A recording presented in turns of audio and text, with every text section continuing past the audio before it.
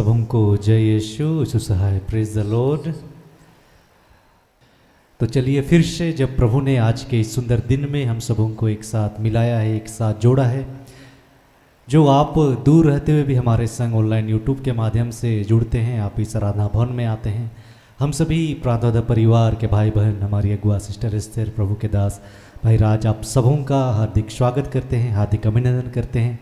आशा है आप सभी सकुशल होंगे और ईश्वर के प्रेम में बने हुए होंगे।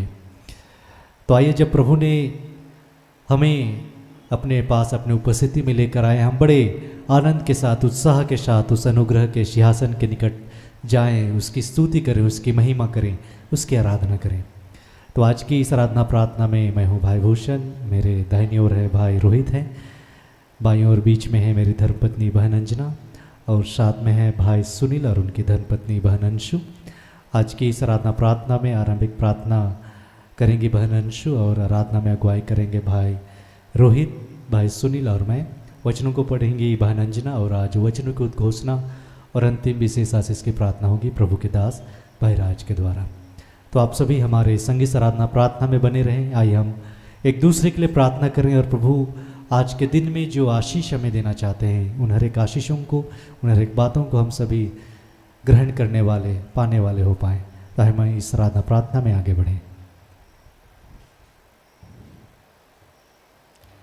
आइए इस समय हम सब अपने आप को तैयार करें, अपनी आँखों को बंद करें, अपने आप को शांत करें, स्थिर करें कि प्रभु ने यह सुंदर अवसर हम सबको दिया है कि हम सब आत्मा में एक होकर एक झुंड स्वरूप उस पिता को पुकारने पाते हैं, उसके नाम से इकट्ठे होने पाते हैं। धन्यवाद करें। हे महान जीवित प्रेमी पिता परमेश्वर, आज के सुंदर दिन के लिए प्रभु जी आपका धन्यवाद करते हैं। प्रभु जी, क्या ही धन्य है प्रभु कि हम सबको एक झुंड स्वरूप इकट्ठा करता है पिता। हम सबको चुन चुन कर, नाम लेकर प्रभु जी अपने पास बुलाया प्रभु, इस संसार में से चुनकर अलग किया प्रभु। तेरे इस प्रेम, तेरी इस अनुग्रह दया के लिए प्रभु जी आपका धन्यवाद करते हैं पिता। धन्यवाद इस प्रार्थना योद्धा परिवार के लिए प्रभु, हमारे अगुए सिस्टर एस्तर, ब्रदर राज के लिए प्रभु धन्यवाद करते पिता परमेश्वर, इस जगह के लिए प्रभु धन्यवाद करते हैं, आज के सुंदर मौसम के लिए प्रभु। इस प्रार्थना सभा को प्रभु जी आपके हाथों देते हैं पिता। हम सब ने प्रभु किसी भी रीति से कोई भी ऐसा कार्य किया है प्रभु जो तुझे नापसंद हो प्रभु, हम सब प्रभु अपने लिए, दूसरों के लिए आत्मा में एक होकर तुझसे क्षमा चाहते प्रभु कि हम सबको माफ कर पिता, और अपनी अनुग्रह दया से इस घड़ी में प्रभु अपनी आत्मा को उंडेल प्रभु, अपनी महिमा में आत्मा से हम सबको भर दे पिता। हर दुष्टता की बातें पिता, हर नकारात्मक बातें पिता जो हमें बार बार प्रभु जी तुझसे दूर ले जाना चाहती पिता, उन सब को आज के दिन में, समय में यीशु के नाम से समाप्त करते हैं पिता। धन्यवाद करते पिता, तूने हम सबको अपनी आत्मा से भरा है प्रभु। हे पिता, हम सबको आज के दिन उस प्रेम को दे पिता, जिस प्रेम के खातिर तूने अपने इकलौते बेटे यीशु को हमारे लिए इस संसार में भेजा, उन्हें क्रूसित होने दिया, कीमती लहू बहाया, अपनी जान गंवाई पिता। उस कीमती लहू से हम सब खरीदे गए हैं पिता, कि आज हमारे जीवन में किसी पाप, किसी बंधन, किसी भी बुराई की बातों का कोई अधिकार नहीं है। उस अनुग्रह से प्रभु तूने हम सबको बचाया है पिता। हम सब प्रभु तेरे बच्चे हैं पिता, हम सब अपने गुनाहों को मानते हैं, स्वीकारते हैं पिता कि हमने ऐसा किया प्रभु, तुझे दुख दिया पिता। तो ये प्रभु आइए हम सबके जीवन में आज के दिन में प्रभु, और हम सब की आत्मिक भूख और प्यास को बढ़ा प्रभु, हमें अपने उस प्रेम को दे प्रभु, हम सबको उस प्रेम से भर प्रभु, कि हम दूसरों को प्रेम करने वाले हो सके, दूसरों को सहन करने वाले हो सके, दूसरों की आत्मिक उन्नति का कारण हो सके, दूसरों के लिए भलाई का कारण हो सके प्रभु। ऐसी कृपा अनुग्रह हम सबको आज के दिन में दे प्रभु, और इस प्रार्थना सभा को तूने सफल किया प्रभु। धन्यवाद करते हैं पिता, धन्यवाद करते हैं पिता। इस मौसम पर आपका नियंत्रण है, म्यूजिक सिस्टम पर आपका नियंत्रण है, हर एक बातों पर आपका नियंत्रण है प्रभु। सब कुछ आपके हाथों देते हैं पिता। अपने पूरे जीवन को, इस प्रार्थना सभा को, सब कुछ को तुझे समर्पित करते हुए धन्यवाद के साथ ये प्रार्थनाएं यीशु के नाम से मांगते हैं। इसे सुन और स्वर्ग के राज्य में ग्रहण कर। आमीन। आमीन। हालेलुया। हाथों को उठा के बोलिए ना, हालेलुया, हालेलुया। प्रभु का एक बहुत सुंदर वचन है, जब हम नबी यशायाह के ग्रंथ में पढ़ते हैं, प्रभु अपने वचन में कहते हैं, मैंने इस प्रजा को अपने लिए बनाया है, यह मेरा स्तुति गान करेगी। तो सचमुच में आज का यह दिन प्रभु ने हमारे लिए ठहराया है कि आज के इस दिन में हम प्रभु में मगन हो, आनंदित हों और प्रभु के उपकारों के लिए, उसके किए गए अद्भुत कार्यों के लिए जिसको उसने हमारे जीवन में किया है, और उसके प्रेम के लिए जिसको उन्होंने हमारे जीवन में बहुत तायत से उंडेला है। जब से हमने उनको नहीं भी जाना था उस वक्त में भी, और अब हम जब उन्हें जानते हैं, प्रभु ने अपने प्रेम से, अपने बहुतायत रूप से उस प्रेम को हमारे जीवन में उंडेला है और अपने उद्धार और अपने मुक्ति को हमारे जीवन में दिया है। तो आइए इस घड़ी हम बड़े आनंद के साथ, उत्साह के साथ हम प्रभु की स्तुति करेंगे, उनके पवित्र नाम को इस घड़ी हम ऊंचा उठाएंगे, महिमा देंगे। तो आइए जितने आराधनालय में हैं हम सब खड़े हो जाएंगे।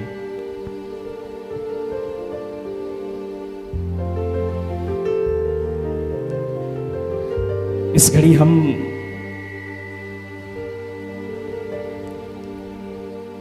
आनंद मनाते हुए, ताली बजाते हुए, झूमते हुए उस प्रभु की आराधना करेंगे। बोलो बोलो बोलो जय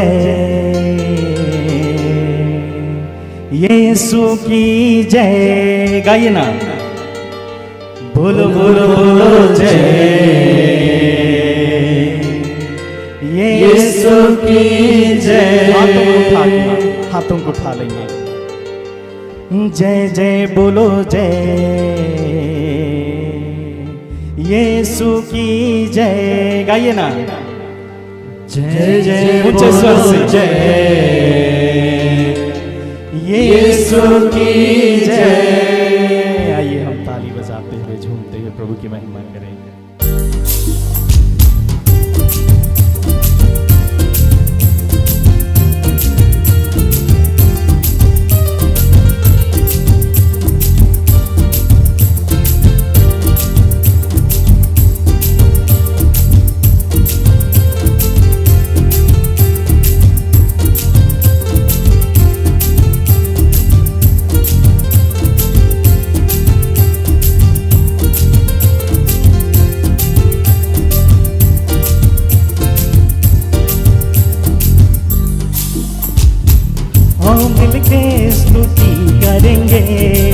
यीशु का गुणगान करेंगे, आओ मिलके स्तुति करेंगे, यीशु का गुणगान करेंगे। आओ मिलके स्तुति करेंगे, यीशु का गुणगान करेंगे। आओ मिलके स्तुति करेंगे, यीशु का गुणगान करेंगे। वो है राजा, वो मसीहा, मेरे जीवन का सहारा। बोलिए ना, वो है राजा, वो मसीहा, मेरे जीवन का सहारा। नाचेंगे गाएंगे धूम मचाएंगे, यीशु का गुणगान करेंगे। नाचेंगे गाएंगे धूम मचाएंगे, यीशु का गुणगान करेंगे। आओ मिलके स्तुति करेंगे, यीशु का गुणगान करेंगे। आओ मिलके स्तुति करेंगे, यीशु का गुणगान करेंगे। तालियां।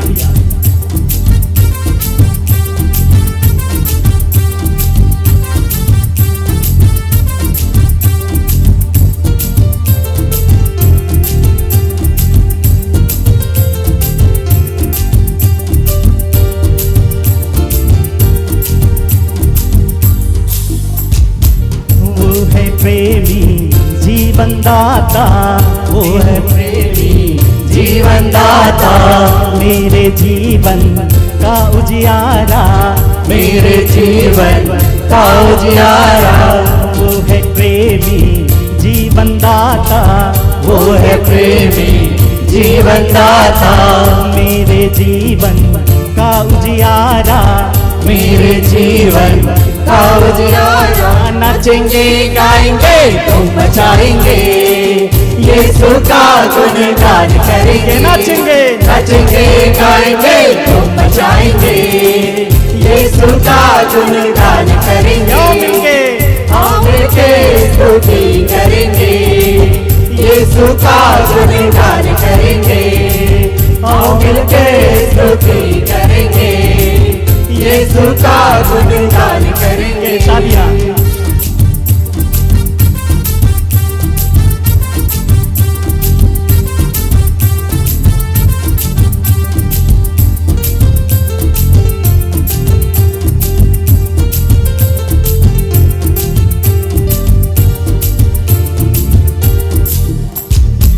वो ही मार्ग सत्य जीवन, वो ही मार्ग सत्य जीवन।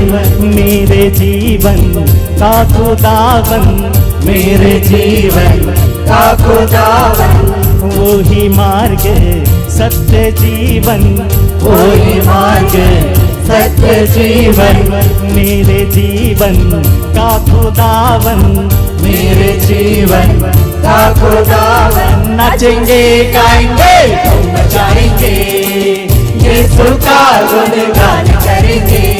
नाचेंगे गाएंगे धूम मचाएंगे, यीशु का गुणगान करेंगे। आओ मिलके, आओ मिलके स्तुति करेंगे, यीशु का गुणगान करेंगे।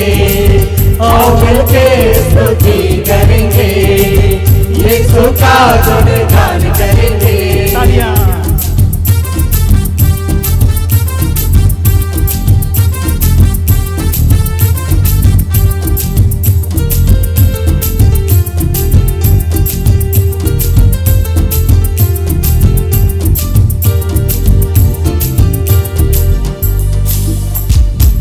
जय जय बोलो जय यीशु की जय, जय जय बोलो जय यीशु की जय। जय जय बोलो जय यीशु की जय। गाइए ना, जय जय बोलो जय यीशु ऊंचे स्वर से एक की साथ। जय जय बोलो जय यीशु की जय, जय जय बोलो जय यीशु की जय। नाचेंगे गाएंगे धूम मचाएंगे, यीशु का गुणगान करेंगे। नाचेंगे गाएंगे धूम मचाएंगे, यीशु का गुणगान आओ करेंगे।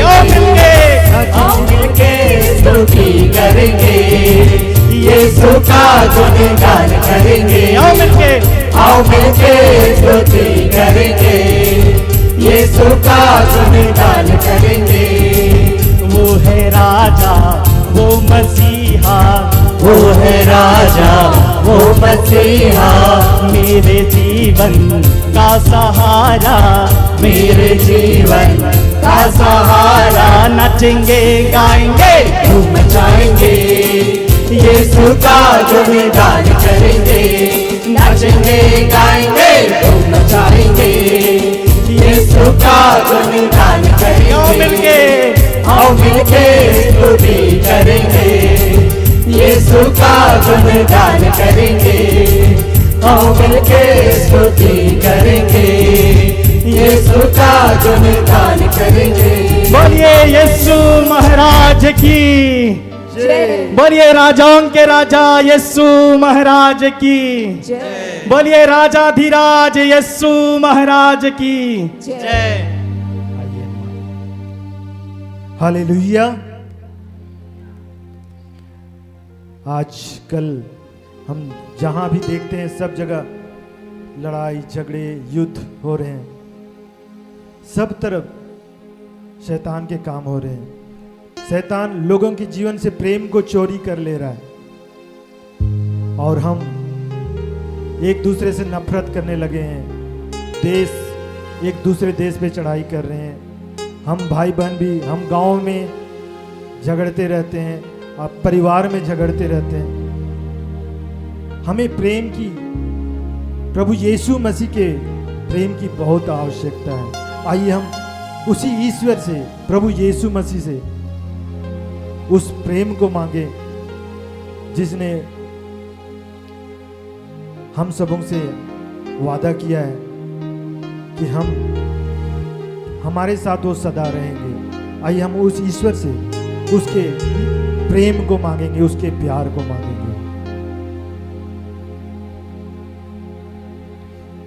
मसीहा मुझे प्यार करना सिखा दे। गाएंगे। मसीहा मुझे प्यार करना सिखा दे। और एक बार, मसीहा मुझे प्यार करना सिखा दे। मसीहा मुझे प्यार करना सिखा दे। वफा में मुझे जीना मरना सिखा दे। वफा में मुझे जीना मरना सिखा दे। मसीहा मुझे प्यार करना सिखा दे।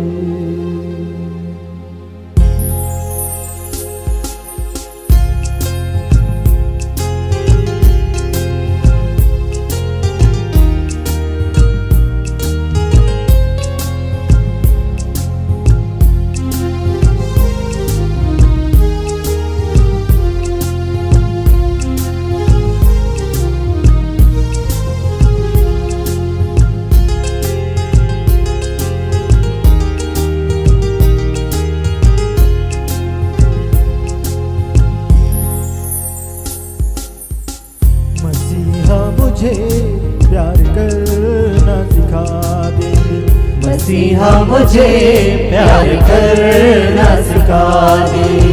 मसीहा मुझे प्यार करना सिखा दे। मसीहा मुझे प्यार करना सिखा दे। वफा में मुझे जीना मरना सिखा दे। वफा में मुझे जीना मरना सिखा दे।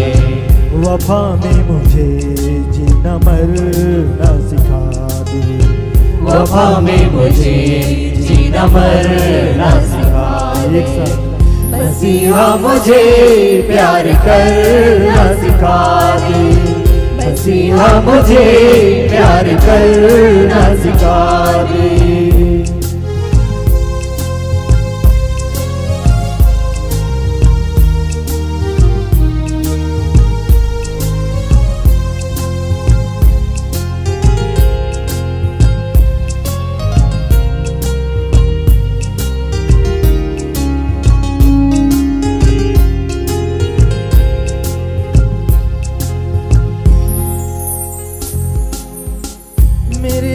वफाई के नगे मात गाए। दिलों में मोहब्बत की शम्में जलाए। मेरे लब वफाई के नगे मात गाए। दिलों में मोहब्बत की शम्में जलाए। मेरे लब वफाई के नगे मात गाए। दिलों में मोहब्बत के शम्में जलाए। मेरे लब वफाई के नगमात गाए। दिलों में मोहब्बत के शम्में जलाए।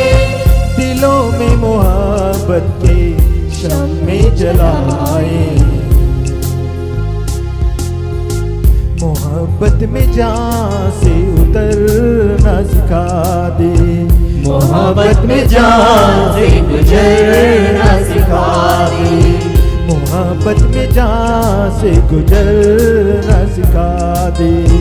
मोहब्बत में जान से गुजरना सिखा दे। वफा में मुझे जीना मरना सिखा दे। वफा में मुझे जीना मरना सिखा दे। मसीहा मुझे प्यार करना सिखा दे।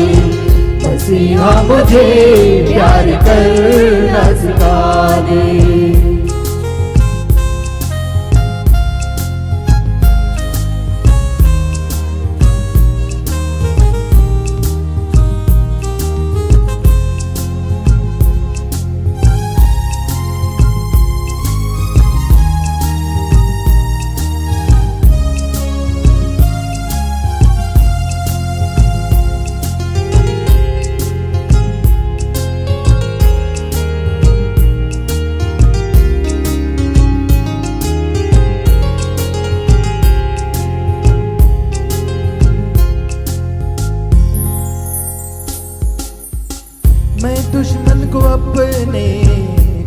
से लगाऊं, मैं उसके हर एक जुल्म को भूल जाऊं। मैं दुश्मन को अपने गले से लगाऊं, मैं उसके हर एक जुल्म को भूल जाऊं।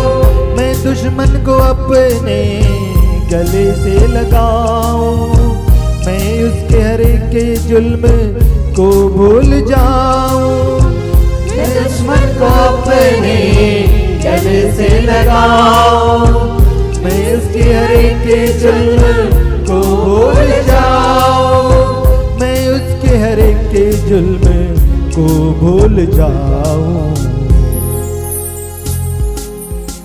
मुझे तू दिलों में उतरना सिखा दे, मुझे तू दिलों में उतरना सिखा दे, मुझे तू दिलों में उतरना सिखा दे।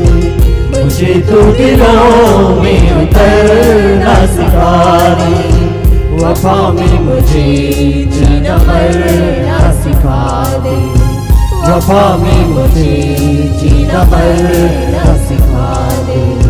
मसीहा मुझे प्यार करना सिखा दे, मसीहा मुझे प्यार करना सिखा दे।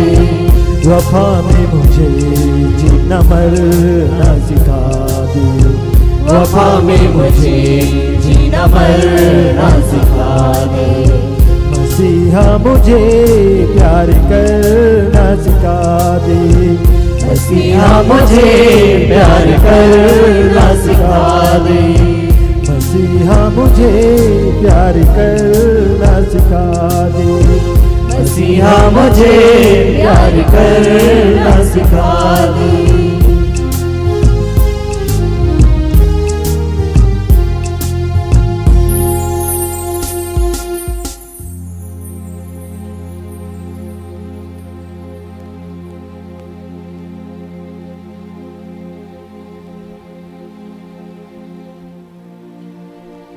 आइए इस घड़ी हम फिर से उस जीवित परमेश्वर को, प्रभु को पुकारें।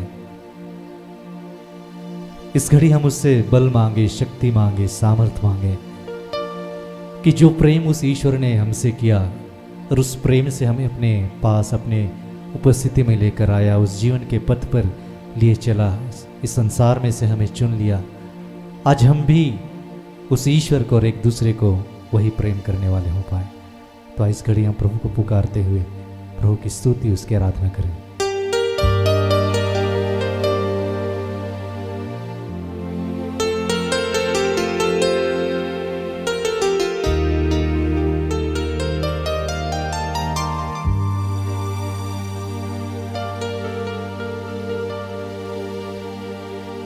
तू छू ले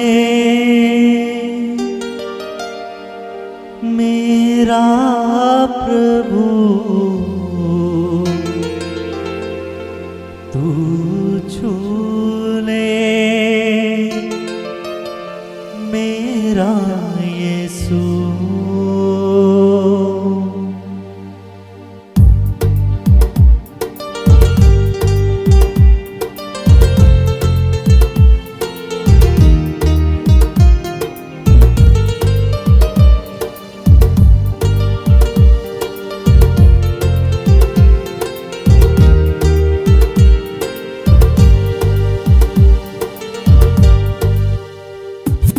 तेरे सामस से भर दे यीशु, रहूं मैं तेरा सदा।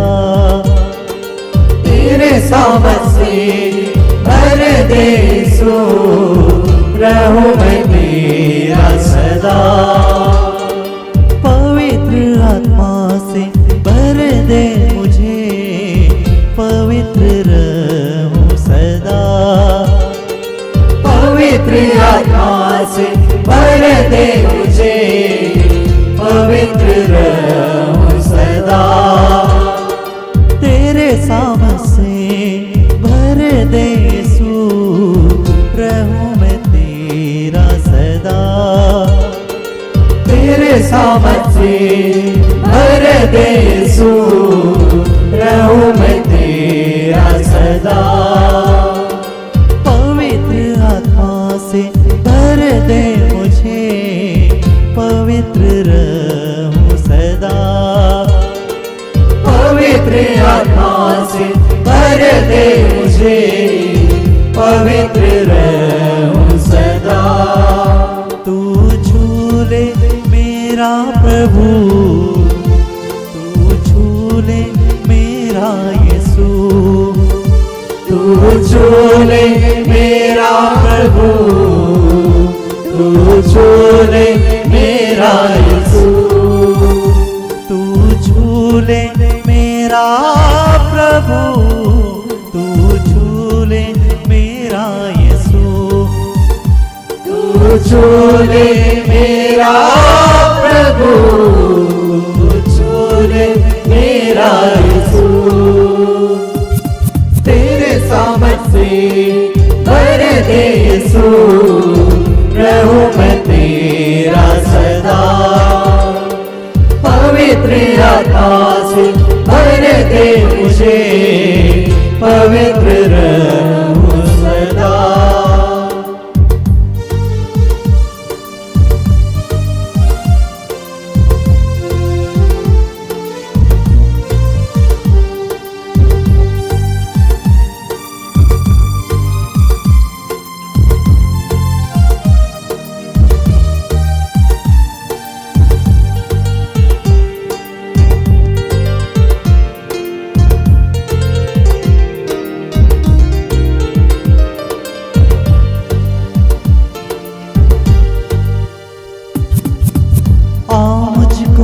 तू झूले राजा, धन्य मैं हो जाऊं।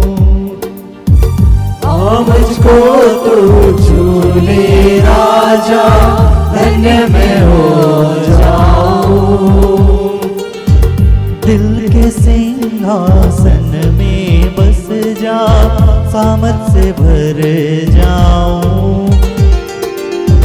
दिल के सिंहासन में बस जा, सामर्थ से भर जाऊं। Hallelujah, hallelujah, hallelujah, hallelujah. मुझको तू झूले राजा, धन्य मैं हो जाऊं। मुझको तू झूले राजा, धन्य मैं हो जाऊं। दिल के सिंहासन में बस जा, सामर्थ से भर जाऊं। दिल के सिंहासन में बस जा, सामर्थ से भर जाऊं।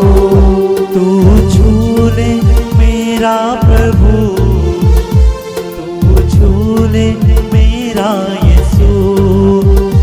तू झूले मेरा प्रभु, तू झूले मेरा यीशु।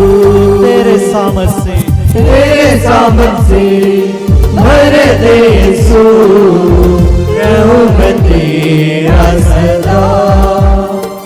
पवित्र आत्मा से भर दे मुझे, पवित्र रहूं सदा। तेरे सामर्थ से, तेरे सामर्थ से भर दे यीशु, रहूं मैं तेरा सदा। पवित्र आत्मा से, पवित्र आत्मा से भर दे मुझे, पवित्र रहूं सदा। रहूं मैं तेरा सदा, रहूं मैं तेरा सदा। पवित्र रहूं सदा, पवित्र रहूं सदा। तू ही तो मेरा खुदा, तू ही तो मेरा खुदा। तू ही तो मेरा मेरा खुदा। धन्यवाद पिता, तेरी महिमा करते हैं प्रभु, तेरी स्तुति गाते हैं, तेरी आराधना करते हैं, तेरी प्रशंसा करते हैं प्रभु। सब कुछ आपके हाथों सौंपते समर्पित करते हैं और इस आराधना, इस प्रार्थना को हम यीशु नाम में आपको चढ़ाते हैं। सुनकर आनंद से अपने ईश्वर के राज में ग्रहण कीजिए। आमीन।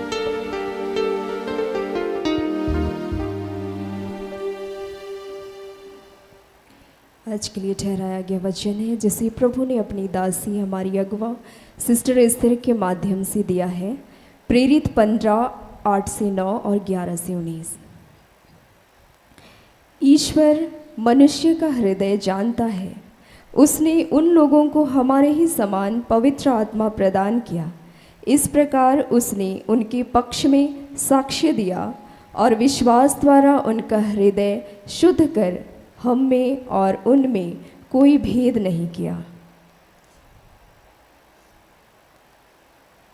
11-19। हमारा विश्वास तो यह है कि हम और वे भी प्रभु ईसा की कृपा द्वारा ही मुक्ति प्राप्त करेंगे।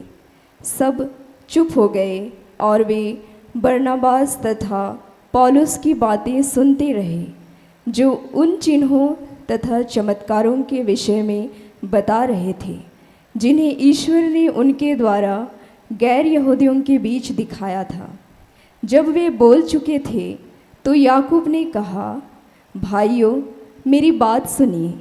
सिमोन ने हमें बताया कि प्रारंभ से ही ईश्वर ने किस प्रकार गैर यहूदियों में अपने लिए एक प्रजा चुनने की कृपा की। यह नबियों की शिक्षा के अनुसार ही है, क्योंकि लिखा है, इसके बाद मैं लौटकर दाऊद का गिरा हुआ घर फिर ऊपर उठाऊंगा, मैं उसके खंडहरों का पुनर्निर्माण करूंगा और उसे फिर से खड़ा करूंगा, जिससे मानव जाति के अन्य लोग अर्थात सभी राष्ट्र जिन्हें मैंने अपनाया है प्रभु की खोज में लगे रहें। यह कथन उस प्रभु का है जो ये कार्य संपन्न करता है। ये कार्य प्राचीन काल से ज्ञात है। इसलिए मेरा विचार यह है कि जो गैर यहूदी ईश्वर की ओर अभिमुख होते हैं उन पर अनावश्यक भार ना डाला जाए। यहाँ तक यह प्रभु की वाणी है। ईश्वर को धन्यवाद।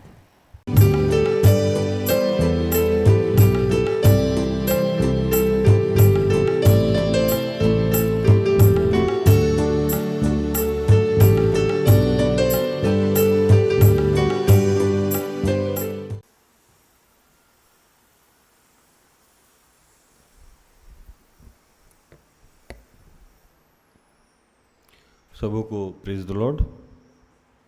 आइए हम प्रार्थना करें।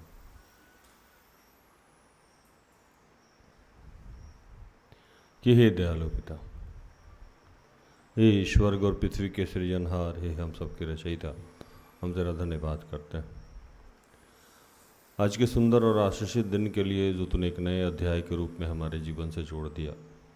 धन्यवाद प्रार्थनाउद्ध परिवार के लिए, ऐसी जितनी संस्थाएं हैं, सेवकाई है, चर्च है, उन सब के लिए तेरा धन्यवाद। धन्यवाद सिस्टर एस्थर के लिए और ऐसे जितने तेरे दास दासी हैं उन सब के लिए तेरा धन्यवाद करते हैं कि पिता गर्भ से लेकर अब तक तूने हमें संभाला, हमारी छोटी से लेकर बड़ी सारी ज़रूरतों को अपने शाही खत्ते खोल के पूर्ण किया। तेरा धन्यवाद करते हैं प्रभु। आपका जो हमारे प्रति चुनाव है उस चुनाव के लिए तेरा धन्यवाद करते हैं और उन तमाम बातों के लिए जो अब तक हमने आपकी इच्छा के विरुद्ध कार्य किए हैं, उन तमाम कार्य, उन तमाम सोच, उन तमाम बातों के लिए तुझसे क्षमा चाहते हैं। अपने पुत्र यीशु के लहू से धो के शुद्ध और पवित्र कीजिए और जो भी आज हम सबको सिखाना समझाना चाहते हैं उन सबको हमारे अंदर एक वचन के रूप में, एक बीज के रूप में बोइए, ताकि वो फलवंत हो और पंछी आके बसेरे करें।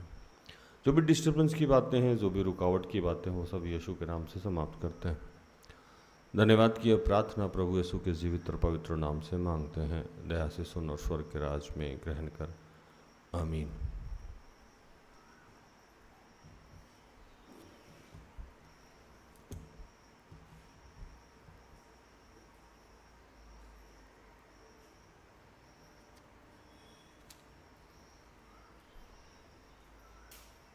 आज के लिए जो वचन मिला हम लोगों को मैं फिर से पढ़ता हूँ। प्रेरित 15 का 8 और से 9 और 11 से 19। मन के जांचने वाले परमेश्वर ने उनको भी हमारे समान पवित्र आत्मा देकर उनकी गवाही दी है और विश्वास के द्वारा उनके मन शुद्ध करके हम में और उनमें कोई भेद न रखा। हमारा यह निश्चय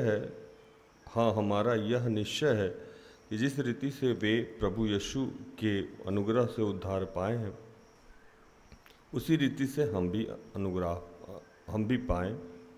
तब सारी सभा चुपचाप बरनबास और पौलुस को सुनने लगी कि परमेश्वर उनके द्वारा अन्य जातियों में कैसे बड़े बड़े चिन्ह और अद्भुत काम किए। जब वे चुप हुए तो याकूब कहने लगा, हे भाइयों, मेरी सुनो।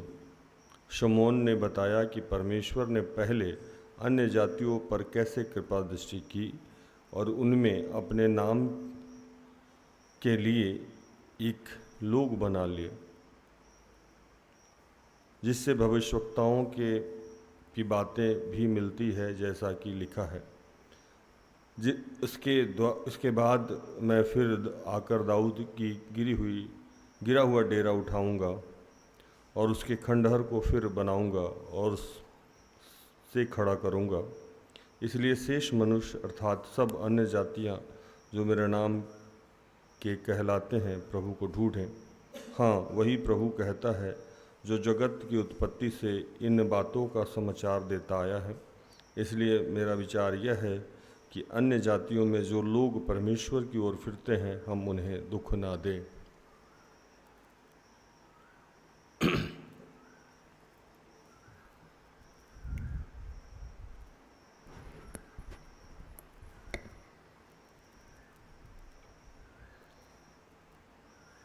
आज का जो प्रचार है, जो पवित्र शास्त्र के द्वारा जो आज हमें सिखाया जा रहा है, समझाया जा रहा है,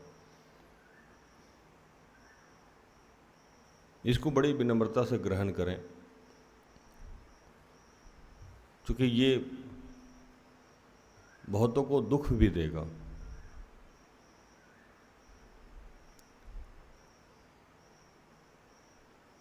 मसीह जिसे हम यीशु कहते हैं, यीशु जिसे हम मसीह कहते हैं, मसीहा का मतलब ही होता है कि हमारे सारे समस्याओं का समापन हो जाए,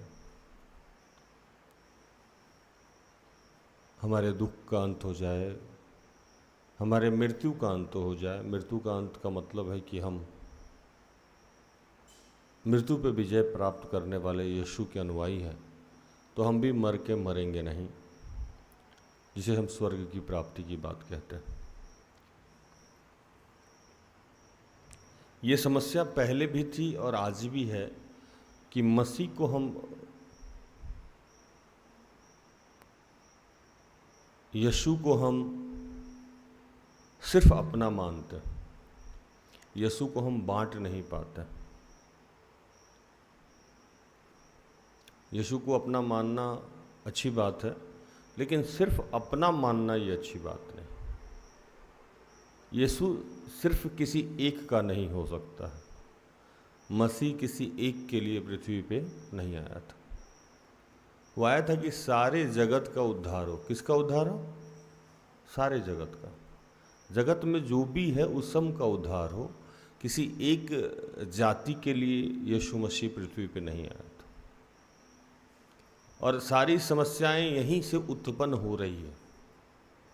आज यीशु मसीह के बारे में लोग जान के भी नहीं जानना चाहते हैं। उसके प्रति कुछ खास समुदाय के लोग जिम्मेवार हैं।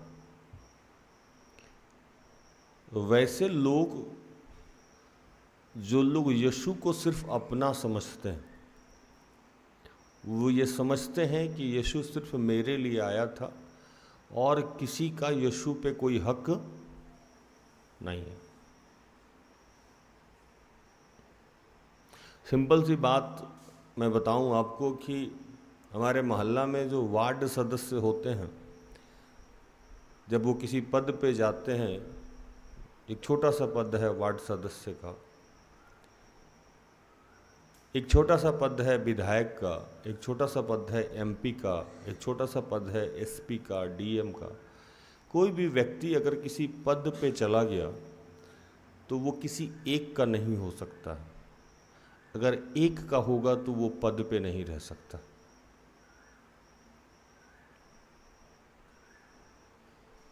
यीशु को जब इतना बड़ा पद मिला, और वो पद क्या था? उद्धारकर्ता। क्या था? यीशु को कौन सी पदवी मिली? उद्धारकर्ता। तो उद्धारकर्ता किसी एक के लिए तो हो ही नहीं सकता। उद्धारकर्ता कभी किसी एक का हो सकता है क्या? नहीं, वो पूरे पृथ्वी का उद्धार करने आया था। पृथ्वी पे जो भी हैं, इवन कि जीव जंतु, पशु पक्षी, कीड़ा मकोड़ा, सबका उद्धार करने आया था यीशु। और समस्या क्या है कि जो लोग पहले यीशु को जान गए, जिनको हम क्रिश्चियन कहते हैं, उन लोगों को लगता है कि दूसरे लोग यीशु को अगर जान जाएंगे या जान लेंगे, ये संभव नहीं है, यीशु उनका हो नहीं सकता है। और ये दादागिरी पहले भी चलता था और आज भी चलता है।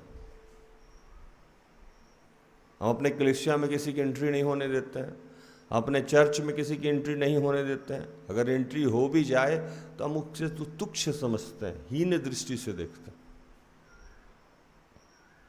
और ताज्जुब की बात यह है कि जो लोग आज किसी को हीन दृष्टि से देखता है, वो भी क्रिश्चियन नहीं है। क्योंकि इस बात को मैं बार बार कहता हूं कि अगर आपके पिताजी या आपके दादाजी या आपके परदादा जी हिंदू होंगे, एसटी होंगे, मोहम्मदन होंगे या किसी गैर जाति से होंगे, वो उनको किसी ने अगर जगह नहीं दिया होता, उनका किसी ने अगर सम्मान नहीं किया होता, तो आज आप इस लायक नहीं होते कि किसी चर्च के सदस्य हो। सच्चाई है ना? हिंदुस्तान में क्रिश्चियन कहां से आ गया?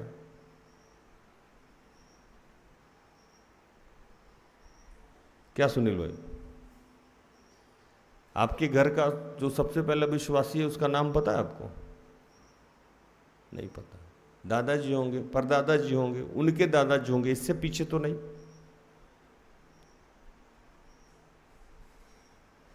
पौलुस इस बात को उस समय समझा रहे थे, बड़े प्यार से समझा रहे थे लोगों को।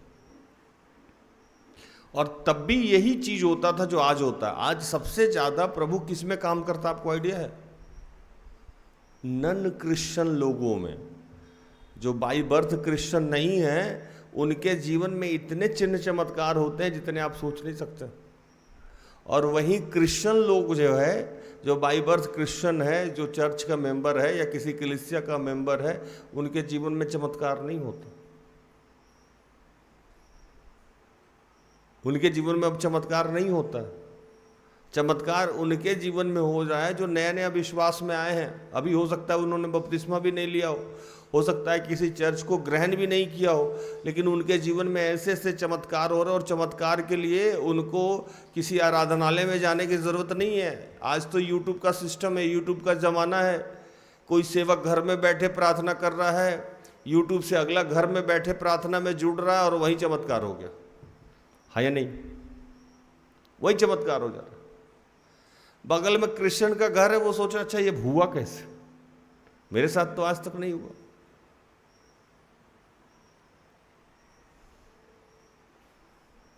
मैं जब नया नया सेवकाई में जुड़ा था तो कुछ लोग मुझे देखने आता था कैसे ये प्रार्थना करते हैं, ये कैसे प्रार्थना करते हैं।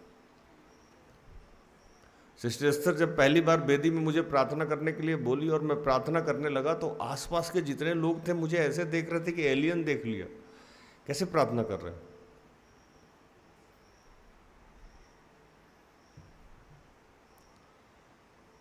आज भी वही समस्या है। उस समय पौलुस, बरनबास, ये लोग प्रचार करने निकले तो इन लोगों का कॉलिंग था अन्य जातियों के प्रचार करना। कैसा? अन्य जातियों के लिए प्रचार करना और उस समय के जो यहूदी लोग थे इनसे विवाद कर रहे थे, बोले नहीं अन्य जातियों में कैसे प्रचार करोगे। आज भी ये समस्या है,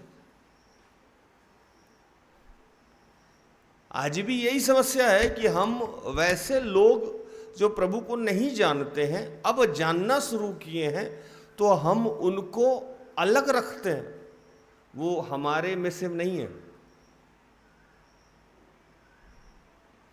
और समस्या तो और तब बढ़ गई है, आरसी वाला जीएल को एक्सेप्ट करने को तैयार नहीं है, जीएल वाला सीएनआई को एक्सेप्ट करने वाले को तैयार नहीं है, और जीएल आरसी को एक्सेप्ट करने का तैयार है। बाहरी को तो छोड़ दीजिए, हम तो आपस में ऐसे लड़ रहे हैं कि बाहरी की ज़रूरत नहीं है, बाहरी दुश्मन की तो ज़रूरत नहीं है। हम तो जो पहले से क्रिश्चियन हैं, किसी न किसी चर्च को ग्रहण किए हुए हैं, वही एक दूसरे को एक्सेप्ट करने को तैयार नहीं है, तो बाहरी को कहाँ से एक्सेप्ट करेगा।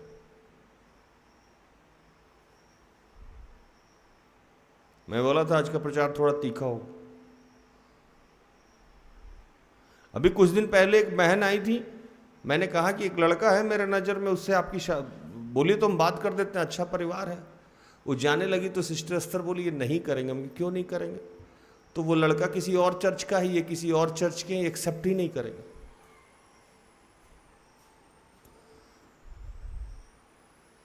आरसी वाला जीएल को एक्सेप्ट नहीं कर रहा और जीएल वाला आरसी को एक्सेप्ट नहीं कर रहा है, आप हिंदू को कैसे एक्सेप्ट कर लेंगे। आज भी आप खड़िया उराव कर रहे हो, मुंडा कर रहे हो, आप अपने ही भाई बहन को जो क्रिश्चियन है उसको आप स्वीकार करने को तैयार नहीं हो। हिंदू मुस्लिम और को तो स्वीकार करना बहुत बड़ी बात हो गई आपके लिए। और हम कहते हैं कि हम यीशु मसीह के शिष्य हैं। वो यीशु मसीह जो किसी को भी स्वीकार कर लेता था, वो ना जात पूछता था ना धर्म पूछता था, वो किसी को स्वीकार कर लेता था। और जब उन्होंने प्रेरितों का निर्माण किया तो वैसे ही लोगों का निर्माण किया कि सब गैर विश्वासी और अनपढ़ और गंवार थे। कोई मछली मार रहा था, कोई चुंगी ले रहा था, कोई कुछ कर रहा था, कोई कुछ कर रहा था। जितने प्रेरित हैं 12 के 12, एक मर गए, 11 को देखोगे आप तो वो सारे ही करप्ट लोग थे और कोई भी विश्वास में पहले से नहीं था। जिस पौलुस की मैं बात कर रहा हूं वो दुनिया का सबसे खराब इंसान था और वो सबसे ज्यादा लोगों को मारा करता था जो यीशु मसीह को जानते थे, और यीशु मसीह उन्हीं को स्वीकार कर लिया।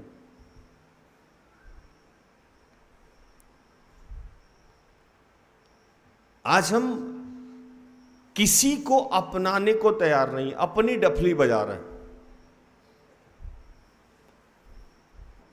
प्रार्थना में भेद है, यहां प्रार्थना में भेद है।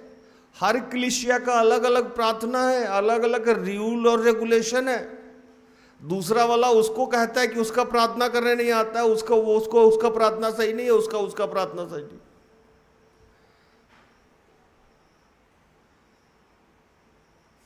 अगर आप किसी ऐसे इंसान को चले जाइए जो आरसी चर्च से है और वह बिना क्रूस बनाए हुए प्रार्थना कर दिए, झगड़ा हो जाएगा। क्रूस नहीं बनाया। जीएल वाले के पास चले जाइए और उसके सामने अगर क्रूस बना, अच्छा क्रूस बना के प्रार्थना किया, ये आरसी वाला है। कहते हैं चमत्कार नहीं हो रहा है। कहां से चमत्कार होगा। आप तो दिमाग से आपने यीशु को कभी स्वीकार ही नहीं किया। आपने किसको स्वीकार कर लिया है? कलीसिया को। आपने यीशु को स्वीकार नहीं किया है। मैं तो कहता हूं कि अभी भी आपको यीशु को जानने की जरूरत है। जो लोग अपने आप को क्रिश्चियन कहते हैं, सबसे ज़्यादा जरूरी है उनको यीशु को जानने की। नए लोग तो यीशु को ही जानते हैं, धर्म को नहीं जानते हैं, और पुराने लोग धर्म को जानते हैं, यीशु को नहीं जानते। क्या भूषण? लड़ाई आज किसी बाहरी से नहीं है। लड़ाई आज यीशु से को जानने वाले और धर्म को जानने वाले के बीच में लड़ाई है। उस समय भी ये लड़ाई चलती थी। जो व्यवस्था को जानते थे वो यीशु को नहीं मानते थे, और जो यीशु को मानते थे वो व्यवस्था की नहीं सुनते थे। तब भी ये लड़ाई चलती थी। और आज भी इस लड़ाई को हम लोगों ने कंटिन्यू किया कर रखा है कि क्या रूल रेगुलेशन यीशु से बड़ा है? तो हाँ बड़ा है। नियम यीशु से बड़ा है? तो हाँ नियम यीशु से बड़ा है। और उस चक्कर में हम यीशु की शिक्षाओं और आज्ञाओं को बड़े प्यार से भूल जाते हैं।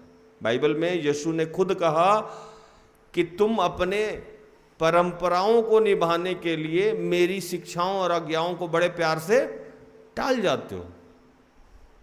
कैसे टाल जाते हो? बड़े प्यार से टाल जाते हो। आज लोगों को जगह नहीं मिल रहा, कहां जाएं, कौन हमें यीशु के बारे में बताए। जो लोग पहले से बैठे हुए हैं वो लोग हमें स्वीकार करने को तैयार नहीं है। आज क्यों अलग अलग छोटी छोटी सेवकाई बन रही? वो वचन मिला आपको, पढ़िए।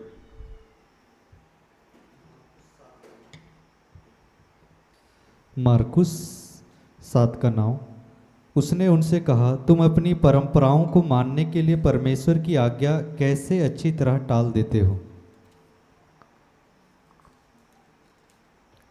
तुम अपने परमेश्वर की क्या पढ़े तुम?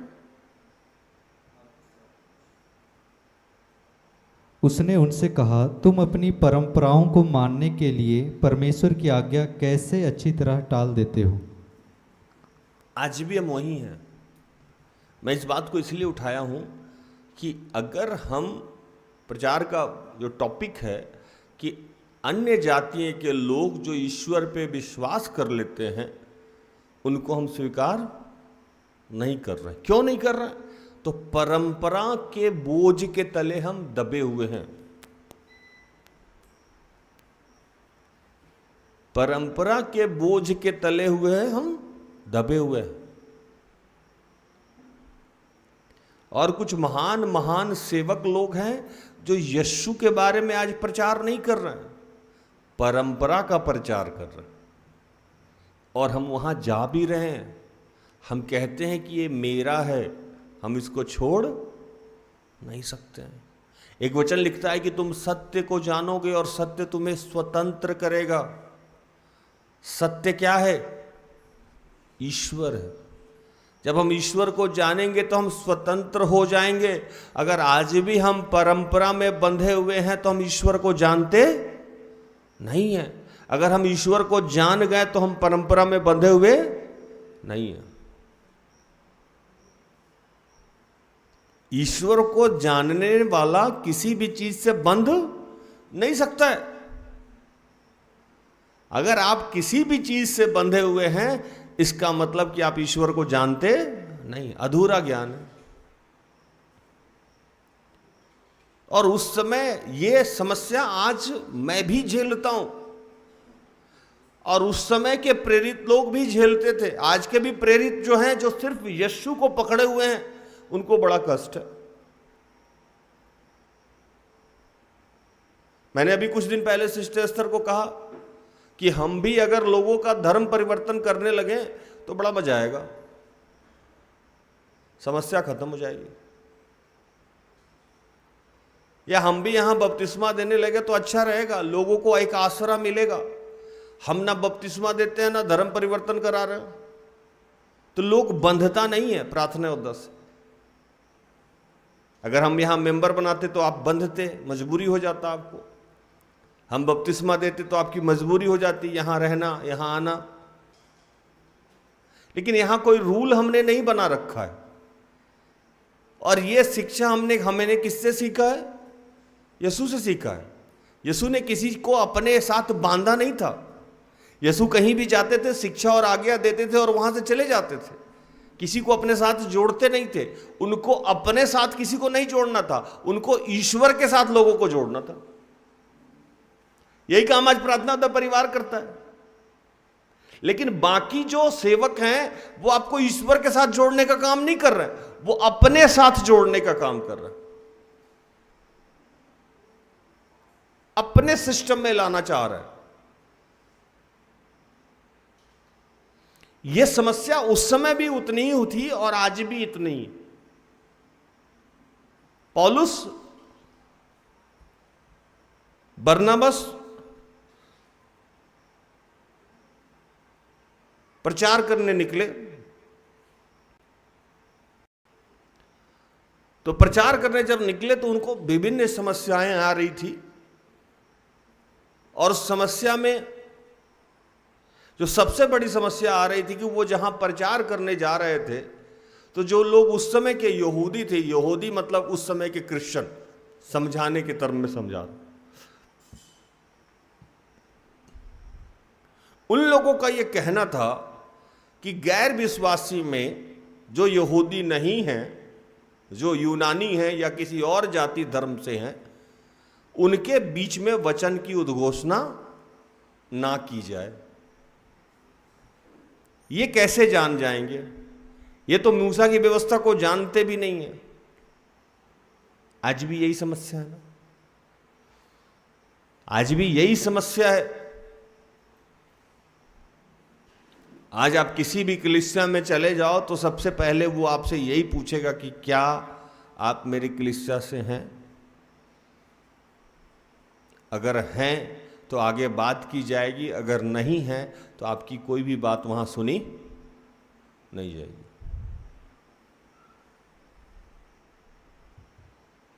क्या यीशु का ये स्वभाव था?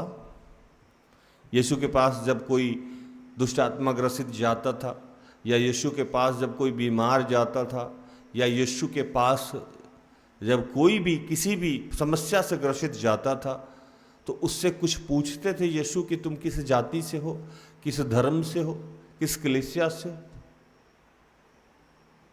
जक्कई के पास जब वो गए तो उन्होंने उससे पूछा कि तुम क्या करते हो? उन्होंने सिर्फ ये कहा कि हे जक्कई नीचे उतर।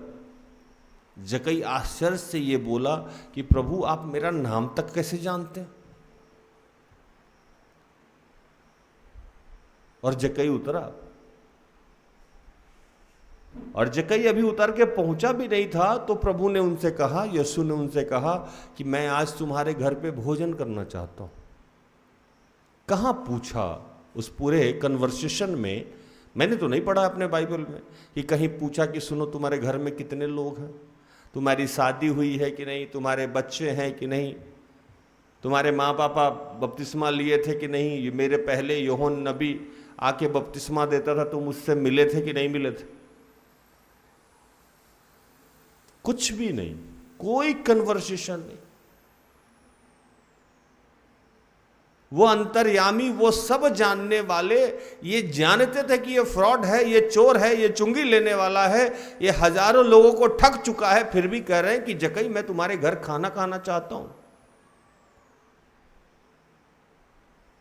38 साल का रोगी जब बीमार पड़ा हुआ था, वहां कुंड के पास कोई पानी हिलाने वाला आता था और हिला के जाता था, जो पहला उतरता था वो चंगा हो जाता था। जाके यीशु ने पूछा कि तुम्हें कोई उतारने वाला नहीं है? तो ना प्रभु, मुझे कोई उतारने वाला नहीं। नाम भी नहीं पूछा वहां तो नाम भी नहीं पूछा। बोला ठीक है जाओ, उठो यहां से जाओ। चला गया, चंगा हो गया। पता ही नहीं है कि वो यहूदी था, गैर यहूदी था, यूनानी था, क्रिश्चियन था, नॉन क्रिश्चियन था, पता ही नहीं है, कहीं लिखा ही नहीं है बाइबल। व्यभिचारिणी स्त्री आई और लोगों ने कहा कि मूसा के व्यवस्था में लिखा है कि इसे पत्थर मार देना चाहिए। यीशु जमीन पे झुक के नीचे लिखने लगे और कहने लगे कि जो पहला पत्थर वो मारे जिसने पाप नहीं किया। सारे लोग चले गए। उन्होंने उस बहन से कहा कि तू भी जा, दोबारा नहीं करना। नाम भी नहीं पूछा। कितने भाई बहन हो, कहां से आए हो, नाम भी नहीं, कुछ नहीं, जा फिर दोबारा नहीं किया। एक कुएं के पास जाके यीशु बैठ गए और वहां एक स्त्री पानी भरने, मुझे पानी पिला दे। तुच्छ सी स्त्री, सामरी स्त्री, जिससे कोई पानी नहीं पीना चाहता था, उससे पानी मांग के बैठ लिए। वो इरिटेशन में थी कि मैं इसको पानी कैसे पिलाऊं, मैं इतनी गंदी हूं। जानते थे कि 5-5 बार रिलेशनशिप में रह चुका है।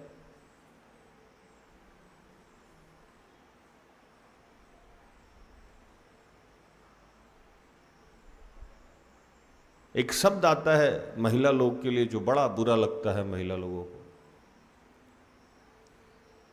आज भी किसी महिला को अगर वो संबोधित कर दो तो उसे गाली समझ में आता है। एक शब्द है जिसको हम रखेल कहते हैं। क्या कहते हैं? रखेल। रखेल तो समझते ही होंगे आप। वो किसी भी लड़की या महिला के लिए अगर कहा जाए कि तुम मेरी रखेल हो या तुम उसकी रखेल हो तो बड़ा बुरा लगेगा। लेकिन आजकल तो बहुत स्टैंडर्ड जमाना हो गया है, लिविंग रिलेशनशिप कह सकते हैं उसको, तो वो सूट करता है। उसमें लोगों को गाली नहीं लगता। जैसे एक दिन हम लोग आपस में बात भी कर रहे थे, है ना, कि जानवर कहने में लोगों को बुरा लगता है, शेर कहने में लोगों को बुरा नहीं लगता, है ना? क्या हत्यारिन कहने पे बुरा लगेगा और कातिल कहने पे बुरा नहीं लगता। ये सब सुने ना, किसी महिला का अगर तारीफ करना हो, क्या कातिल लग रही हो, तो वो बोलेगा कितना सुंदर दिख रहा है। लेकिन उसको बोलो कितनी हत्यारिन हो तुम, शब्द वही है, लेकिन उसको बुरा लग जाएगा। हम बोले रोहित जानवर की तरह दिख रहा है, रोहित भड़क जाएगा, रोहित तिरकी। बोले रोहित मेरा शेर है, रोहित खुश। जानवर और शेर में क्या फर्क है? शब्द का हेर फेर है।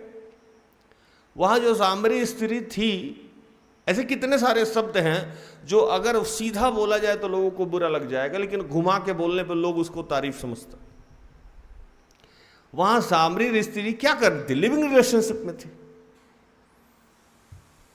प्रभु ने कहा कि 5-5 पति तेरे रह गए हैं और अभी भी जो वो तुम्हारा पति हो वो तुम्हारा पति, इसीलिए तो बदनाम थी।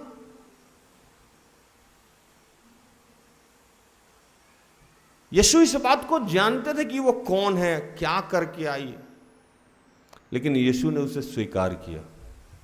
क्योंकि यीशु का एक सबसे बड़ा मैसेज था कि वो 99 को छोड़ के एक उसको जो दुर्बल है उसको एक्सेप्ट करते थे।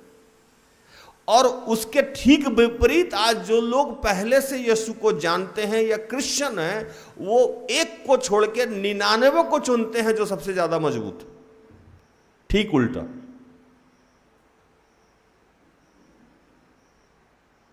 ठीक उल्टा करते हैं हम। आज इस आदत को बदलना होगा। आज मैं अपने आप को बहुत सौभाग्यशाली समझता हूं कि सिस्टर एस्थर के टीम से मैं काम करता हूं। मेरे यहां बुर्का पहन के लोग आता है रिट्रीट में। आप कभी आइए, देखिए, हाथ उठा लीजिए। हिंदू भी बैठे रहेंगे, मुस्लिम भी बैठे रहेंगे, सिख भी बैठे रहेंगे, सारे धर्म जाति के लोग आते हैं और उनको यहां स्वतंत्रता फील होता है। उनको ये लगता है कि राज या एस्थर दी हम पे बोझ नहीं डालेंगी, हम पे दुख नहीं डालेंगी। अंतिम वचन पढ़ी।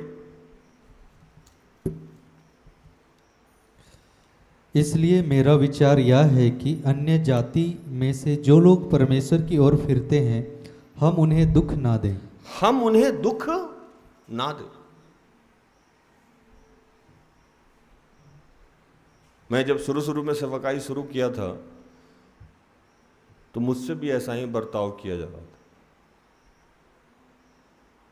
मुझे देख के लोग कहता था कि अपने में से नहीं है। मुझे हंसी आती थी। आज भी मेरा शकल मिलता नहीं है क्रिश्चियन जैसा, क्योंकि क्रिश्चियन होने का मतलब है यहाँ तक छोटा सा दाढ़ी रखना। मेरा दाढ़ी पूरा है। ये थोड़ा सा दाढ़ी जो निकलता नहीं, इतना सा यहाँ से यूं, इतना सा दाढ़ी है ना। सुनील भाई को तो वो भी नहीं है। इतना सा दाढ़ी निकला हो, मूछ गायब हो। एक आदमी हमारे यहाँ जो मूछ नहीं रखता, सिर्फ दाढ़ी रखता है। क्या सुमित भाई, है ना, मूछ नहीं। हम पहनावे पे या शकल सूरत के अनुसार, या मेरा नाम राज है, किसी को ये समझते हैं कि वो क्रिश्चियन है कि नहीं है, दिल में यीशु है कि नहीं है ये नहीं, लेकिन गेट पे क्रूस जरूर होना चाहिए। क्रिश्चियन कौन है? जिसके गेट पे क्रूस है, जिसके गला में क्रूस है, जिसके हर खिड़की पे क्रूस है। आजकल तो हम देखते हैं टंकी के ऊपर क्रूस। घर में जाइएगा किसी मोहल्ले में तो दूर से दिखेगा टंकी के ऊपर क्रूस। जैसे हो उसके अंदर जाइएगा तो क्रूस का क भी नहीं है, यीशु का या भी नहीं है, वाई भी नहीं है, कुछ नहीं है उस घर। लेकिन चारों तरफ दिखाने के लिए आप देख के जरूर आपको डर लग जाएगा कि कितना बड़ा क्रिश्चियन है, पता नहीं जाएंगे कि नहीं जाएंगे। और वो आपसे बिहेव भी ऐसे ही करेगा कि तू तो तुच्छ प्राणी, तुच्छ है, हीन दृष्टि से देखता है वो आपको। क्योंकि आपके पिताजी क्रिश्चियन नहीं है, आपके दादाजी क्रिश्चियन नहीं है, इसलिए वो आपको स्वीकार करने को तैयार नहीं, आपको अपने समाज में बैठाने को तैयार नहीं है, आपसे अपनी बेटी का शादी करने को तैयार नहीं, आपको हीन भावना से इसलिए वो देख रहा है कि आप क्रिश्चियन नहीं है। आप उससे ज्यादा पवित्र आत्मा से भरे हो सकते हैं, आप उससे ज्यादा बाइबल को जान सकते हैं, आपके माध्यम से लाखों आत्माएं बचाई जा सकती है, लेकिन तब भी वो आपको स्वीकार नहीं करेगा क्योंकि आप क्रिश्चियन नहीं। उसको इस बात से कोई फर्क नहीं पड़ता है कि आपका अभिषेक कितना है, उसको सिर्फ इस बात से फर्क पड़ता है कि आप कलीसिया के मेंबर हैं कि नहीं। यही बात पौलुस वहां कह रहे थे और पौलुस लोगों को समझाने लगे कि मेरी पहचान क्या है। आज मैं भी यही कहता हूं कि मेरी पहचान क्या है। मेरा चुनाव ही हुआ है अन्य जातियों को सुसमाचार सुनाने के लिए, अन्य जातियों को। अन्य जातियां जो कि प्रभु को जानता नहीं है, और मेरा चुनाव हुआ है अन्य जातियों के ऊपर भार नहीं डालना। भार क्या है? बपतिस्मा का भार। भार क्या है? धर्म का भार। उसको पहले लादना नहीं है। मुझे नए नए बच्चे चाहिए और स्वतंत्र बच्चे चाहिए, किसी भी चीज में बंधे हुए नहीं चाहिए। जो खुद ही जकड़न में हो वो दूसरे को स्वतंत्र क्या करेगा? जो खुद ही किसी रीति रिवाज और परंपरा में फंसा हुआ है वो किसी और को आजादी कैसे दिला सकता है? जो खुद ही आजाद नहीं है वो दूसरे को आजाद क्या करेगा? प्रभु लिखा चख के देखो मैं कितना भला हूं। आपने तो चखा ही नहीं यीशु को, आपको तो यीशु का स्वाद ही नहीं पता है, आपको तो परंपरा का स्वाद पता है। तो लिखता है कि जो मुझे नहीं जानते वो तुम्हें कैसे जानेंगे। मैं आज उन तमाम लोगों को आह्वान करता हूं जो लोग नए नए विश्वासी हैं और जिनको हीन भावना से देखा जाता है, जिनको तुच्छ रूप से देखा जाता है, जिनको इस समाज में सम्मान नहीं मिल रहा, वो डरे नहीं। यीशु सबसे पहले आपके साथ खड़ा होगा। हालेलुया। यीशु सबसे पहले आपके साथ खड़ा होगा, क्योंकि आपको बपतिस्मा का दान नहीं, आप लोग को पवित्र आत्मा से बपतिस्मा मिला। आपको पानी से नहीं, आपको पवित्र आत्मा से बपतिस्मा मिला है। यीशु ने खुद आपको बुलाया है और यीशु आप लोग को खुद स्वीकार किया। यीशु के नजर में आप उनसे ज्यादा 20 हैं, आप ज्यादा भारी हैं।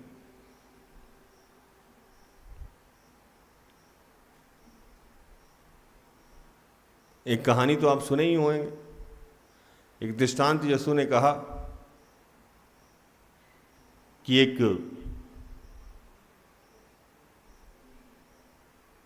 राजा निमंत्रण दिया भोज का और निमंत्रित लोग वहां पहुंचे नहीं।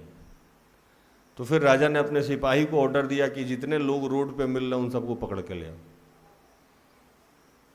लोग बोला कि हम तो अभी तैयार भी नहीं हैं, कपड़ा उपड़ा भी ठीक ठाक नहीं पहने हुए हैं।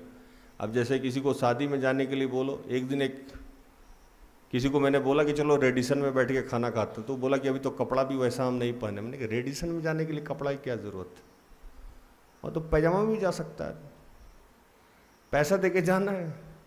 दरबान ऐसे ही सैल्यूट मारेगा। दरबान आपकी कपड़ा को सैल्यूट नहीं मारता, वो पैसा को सैल्यूट मारता।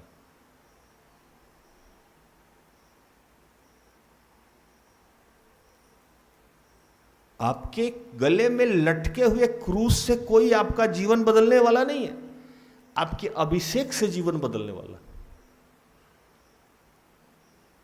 हालेलुया। आपके आसपास जो लोग हैं उनका आपके अभिषेक के माध्यम से जीवन बदलने वाला है, आपके विश्वास के माध्यम से जीवन बदलने वाला है, धर्म के माध्यम से जीवन बदलने वाला नहीं है। विश्वास कर तो तू और तेरा घराना उद्धार पाएगा।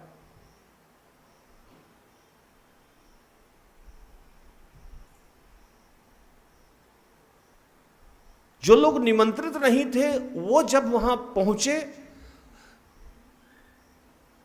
तो उनको वस्त्र पहनाया गया, उनको आभूषण से सजाया गया और उनको बैठा के खिलाया गया। हम लोग वैसे लोग हैं। हालेलुया। हम लोग कैसे लोग हैं? निमंत्रित लोग नहीं हैं, लेकिन प्रभु का धन्यवाद कि हम निमंत्रित नहीं हैं। क्योंकि अगर हम निमंत्रित रहते तो हम भी वैसे ही होते शायद, और हम भी ईश्वर के अभिषेक को, ईश्वर की बुलाहट को नहीं समझते। और शुक्र है ईश्वर का कि जिसने हमें उठा के जबरदस्ती ले गया और हमें तैयार किया, हमें दान दिया, वरदान दिया, हमें आभूषण पहुंचाया, पहनाया। जैसे उस भोज में आभूषण खुद ईश्वर के लोगों को राजा के लोगों ने उस निमंत्रित लोग जो नहीं थे उनको पहनाया। आप सब लोग जो लोग नए नए विश्वास में आ रहे हैं वो लोग कौन है? सौभाग्यशाली लोग हैं। ईश्वर ने अपने हाथों से आपको सजाने का ठेका ले रखा है, अपने हाथों से आपको दान दे रहा है, अपने हाथों से आपको तैयार कर रहा है। क्यों? तो आप आगे उसके राज्य का विस्तार कर सके। आप धन्य लोग हैं। अपने आप को हीन भावना से देखना बंद कर दें, अपने आप को तुच्छ समझना बंद कर दें। और ये जो सो कॉल्ड क्रिश्चियन लोग हैं उनके प्रमाण से हम प्रमाणित होना अपने आप को बंद कर दें। उनके प्रमाण की हमें कोई जरूरत नहीं है। हमें यीशु के प्रमाण की जरूरत है। सांसारिक प्रमाणिकता की हमें कोई जरूरत नहीं है कि हम क्रिश्चियन हैं कि नहीं हैं, हम किसी कलीसिया के मेंबर हैं कि नहीं हैं, हमें बपतिस्मा मिला है कि नहीं मिला है। हमारा बुलाहट यीशु के द्वारा हुआ है और हमारा सारा काम उसी के द्वारा होगा। हालेलुया। बाइबल में शाऊल को यही परेशानी थी, थोड़ा बाइबल से भी समझ लें। शाऊल को यही परेशानी थी। शाऊल ने कहा कि मेरा चुनाव ही हुआ है अन्य जातियों के लिए।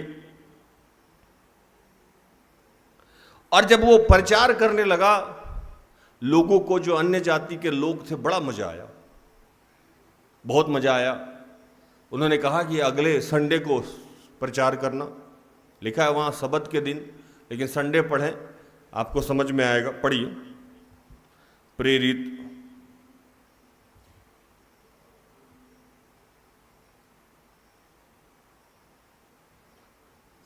13 का 42-43। उनके बाहर निकलते समय लोग उनसे विनती करने लगे कि अगले सब्त के दिन हमें ये बातें फिर सुनाई जाए।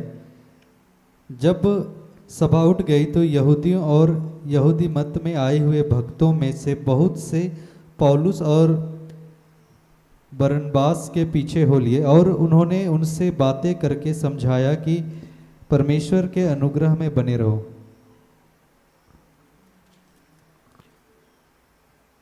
आया लोग, ये लोग गैर विश्वासी में वचन सुना रहे थे। वहां कुछ विश्वासी लोग भी बैठे थे, मतलब कुछ यहूदी लोग बैठे थे और कुछ लोग गैर यहूदी बैठे हुए थे। आपके भाषा में कुछ क्रिश्चियन बैठे थे, कुछ नॉन क्रिश्चियन बैठे। ये लोग वचन सुनाया, लोग बड़ा प्रभावित हुआ, बोला कि अगले संडे को फिर सुनाइए। और कुछ लोग पीछे चल दिया। पीछे चला तो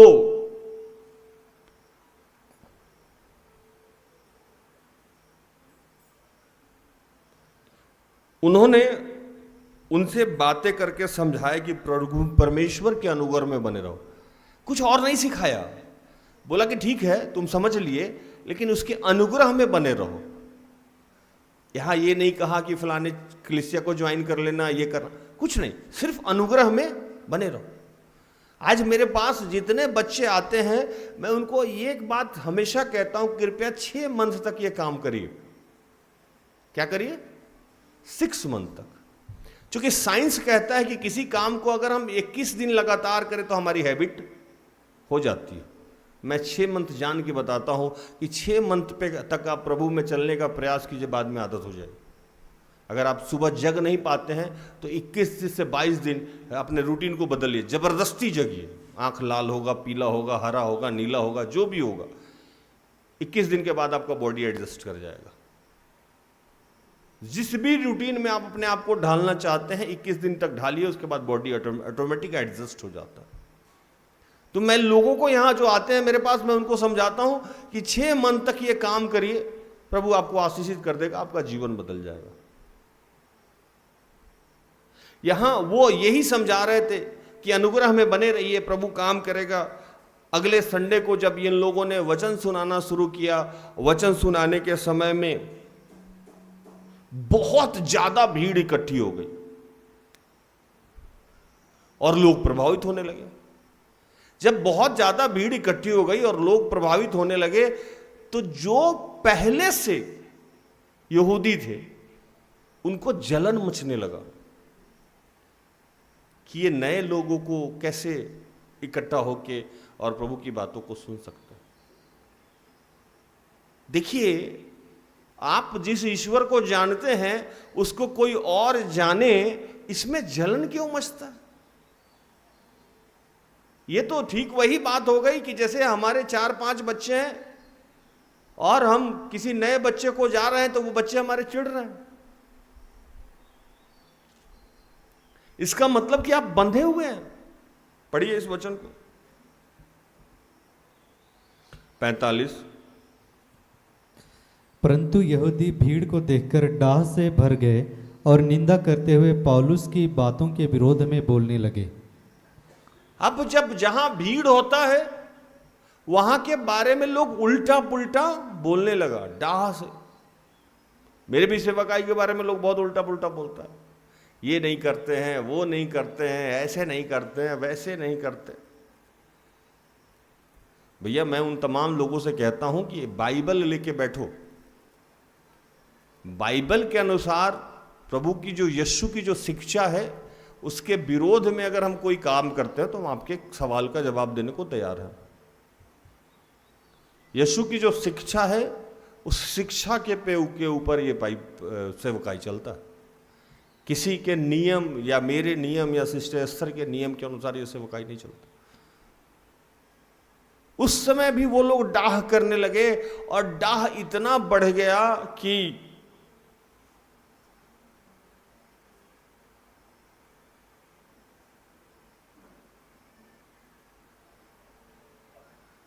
शिकायत करने लगे, निंदा करने लगे, खुल्लम खुल्ला। पौलुस ने कहा, पढ़िए एक वचन 46। तब पौलुस और बरनबास ने निडर होकर कहा, अवश्य था कि परमेश्वर का वचन पहले तुम्हें सुनाया जाता, परंतु जब तुम उससे दूर हटाते हो और अपने को अनंत जीवन के योग्य नहीं ठहराते, तो देखो हम अन्य जातियों की ओर फिरते हैं। कह रहा था पौलुस का कि ठीक है, तुम लोग जो क्रिश्चियन हो, यहूदी हो, मैं समझाने के लिए बार बार क्रिश्चियन कह रहा हूं, वहां यहूदी लिखा हुआ। जरूरी था कि प्रभु का वचन पहले तुम्हें सुनाया जाए कि मूसा की व्यवस्था को तुम मानते हो, लेकिन तुम तो इसके इंपॉर्टेंस को समझते ही नहीं हो। तो क्या करेंगे हम लोग? क्या करें? काम बंद कर दें? तुम तो आज भी अपनी ही डफली बजा रहे हो। तुमको जो वचन सुनाने जाता है उसको आज तुम गलत सही समझा रहे हो। आज प्रभु के जो सच्चे और अच्छे दास हैं उनको लोग लेमैन कहता है। इनको कौन अधिकार दे दिया? भैया, मुझे पवित्र आत्मा का अधिकार है। लिखता है कि अंत के दिनों में मैं हर शरीरधारी पे अपनी आत्मा उंडेलूंगा। यीशु जब जाने लगे तो कहें कि तुम मेरी शिक्षाओं और आज्ञाओं को मानो और हर एक को मेरा वचन सुनाओ, उसने यह अधिकार दिया है।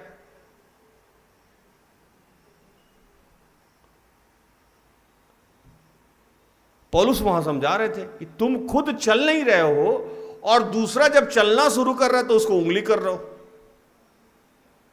खुद आप प्रभु की यीशु की शिक्षा को पकड़ के रखे नहीं हैं, आप खुद रीति रिवाज परंपरा को पकड़ के रखे हुए हैं। और आपको जब कोई प्रभु के बारे में सिखाना चाहता है, समझाना चाहता है, तो आप इस पर्दा से हट के बाहर नहीं आ रहे, तो क्या करेगा अगला? मुझे तो यह काम मिला है कि मैं दुनिया के एक एक अंत के छोर तक, एक एक आदमी तक यीशु का सुसमाचार सुनाऊं। तुम सुनना चाहते नहीं हो, तुम अपने रीति रिवाज परंपरा, अपने जकड़न से बाहर निकलना नहीं चाहते हो, और दूसरा जब सुन रहा है तो मेरे बारे में तुम शिकायत कर रहे हो। अपने तो डूबेंगे सनम, तुझको भी ले डूबेंगे। मतलब ना खुद स्वर्ग जाना है, ना दूसरे को जाने देना है, ना खुद प्रभु की शिक्षा पे चलना है, ना दूसरे को चलने देना है। हमारे यहाँ कहावत है, खेलम ना खेले तुम खेलवे बिगाड़ दे।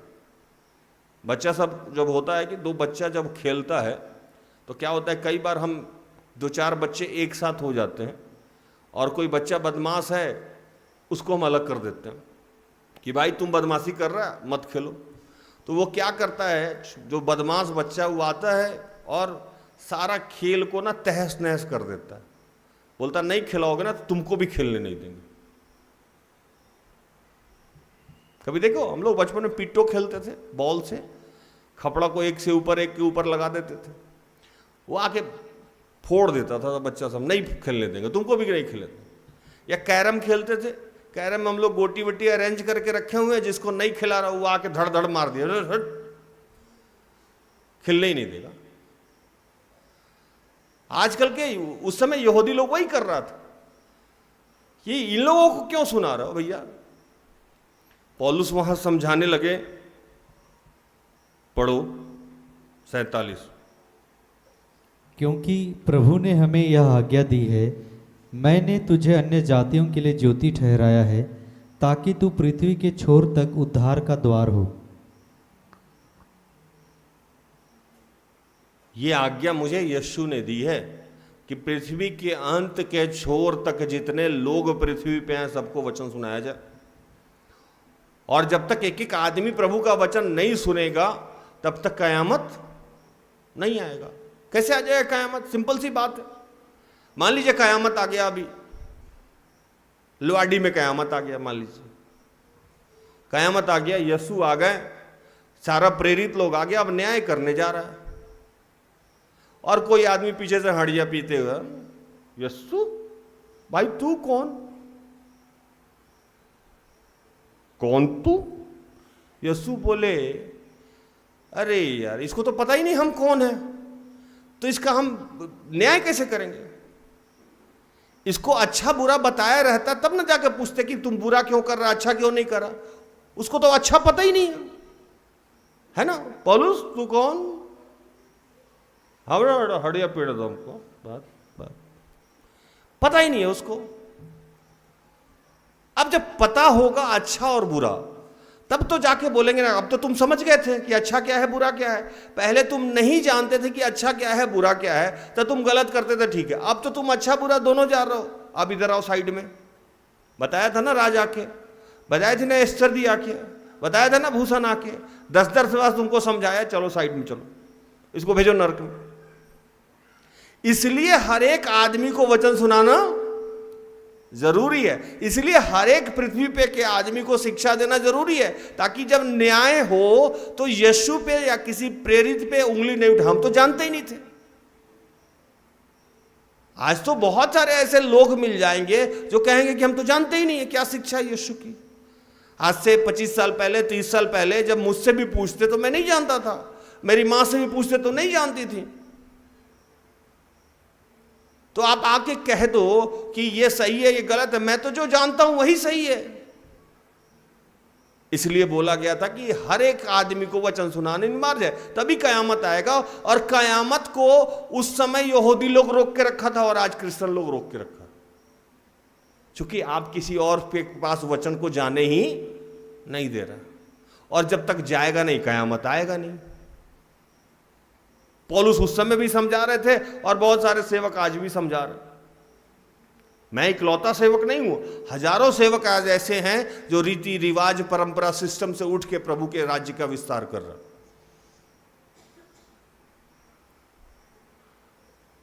तो उस समय क्या हुआ, जब ये बात बोले कि अन्य जातियों में भी सुसमाचार सुनाया जाए, तो बाकी सारे लोग आनंदित हो गए।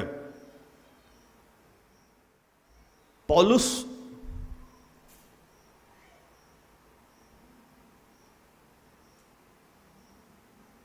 जब वचन सुना रहे थे तो एक बात उन्होंने वहां कहा कि सबसे ज्यादा जो चिन्ह चमत्कार हो रहा है वो अन्य जातियों में हो रहा है। किस में हो रहा है? अन्य जातियों में। लोगों ने कहा कैसे भाई? एक वचन पढ़ी। एक जगह पौलुस गए, एक आदमी जन्म से लंगड़ा था। कब से लंगड़ा था? जन्म से। और वो आदमी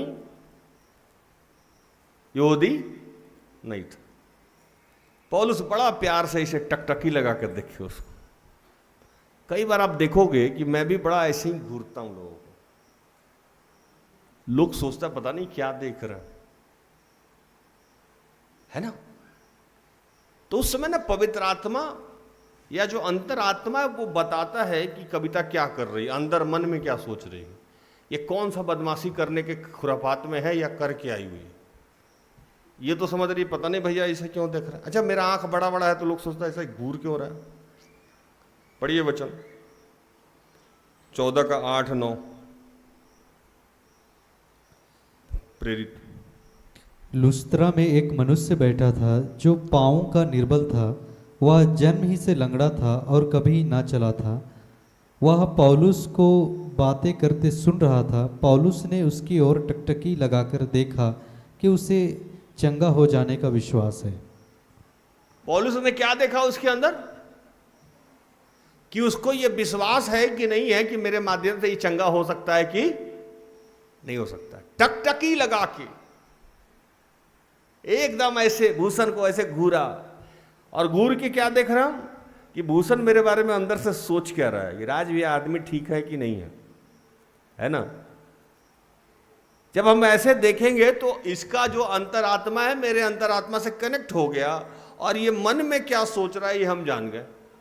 पौलुस मन में ये जानना चाहें कि ये क्या सोच रहा है, तो पौलुस ने ये देखा कि इसको ये विश्वास है कि ये मेरे माध्यम से ठीक हो जाएगा। बोल नहीं रहा है, विश्वास। जैसे उस रक्तस्राव स्त्री को यह विश्वास था कि यीशु के वस्त्र को मैं छू लूंगी तो चंगी हो जाऊंगी। वो तो यीशु को बोले नहीं। यीशु को वो स्त्री जाके बोली थी? नहीं बोली थी ना। नहीं, यीशु उसको कुछ बोले थे। ये दिल का रिश्ता था, कनेक्शन, आत्मिक कनेक्शन। आत्मिक कनेक्शन मेरा और अंशुराज का था। उसका नाम अंशु, मेरा नाम राज, दोनों एक हो गया, अंशु राज। आत्मिक कनेक्शन कि ये चंगी हो जाएगी। हो गई। कभी कोई भार नहीं दिया गया इसे। नहीं विश्वासी है, आई, स्वीकार किया गया, वैसे ही गले मैंने लगाया इसको। कोई परहेज नहीं, कोई वो नियम कानून नहीं। खाओ पियो ऐश करो, आराधना प्रार्थना करो, एकदम चैन से रहो, कुछ नहीं बदलना है। ना अंशु मुंडा लिखना है, ना अंशु तोपनो लिखना है। अंशु राज ही रहेगी। कुछ बदलने की जरूरत, कोई भार नहीं। अंतिम वचन क्या है? दुख नहीं देना है, किसी भी टाइप का दुख नहीं देना है, किसी भी टाइप से हीन भावना से ग्रसित नहीं करना।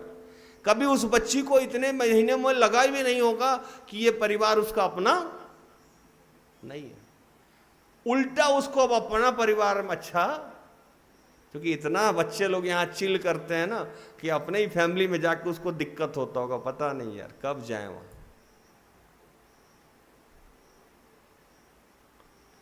बच्चे कितने कॉन्फिडेंट हैं मेरे साथ और क्या मेरा आत्मिक रिश्ता है। एक बच्ची ने मुझे फोन किया रोते हुए चिल्लाते हुए कि भैया पापा नहीं मान रहे। हम कि हैं क्या बात नहीं मान रहे?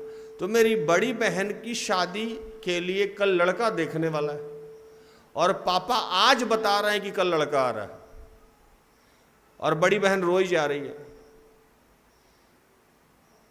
क्या करना चाहिए? मैंने प्रभु से, सिस्टर एस्तर के माध्यम से पूछा। प्रभु ने कहा कि अभी शादी ब्याह की जरूरत नहीं। तब तक उसके पापा लगातार ट्राई कर रहे थे। फोन आया, अभी मैं सुनील भाई की गाड़ी के पास ही खड़ा था, कनेक्ट हो गए कॉन्फ्रेंस में मेरे साथ। मैंने उनको समझाया कि अभी कुछ देर रुक जाइए। विनम्रता से मैंने उनको कन्विंस किया, प्रभु का आत्मा उनको पकड़ा और वो मान गया। वो बच्ची मुझे थैंक यू 75 बार बोली होगी, भैया बचा लिया आप मुझे।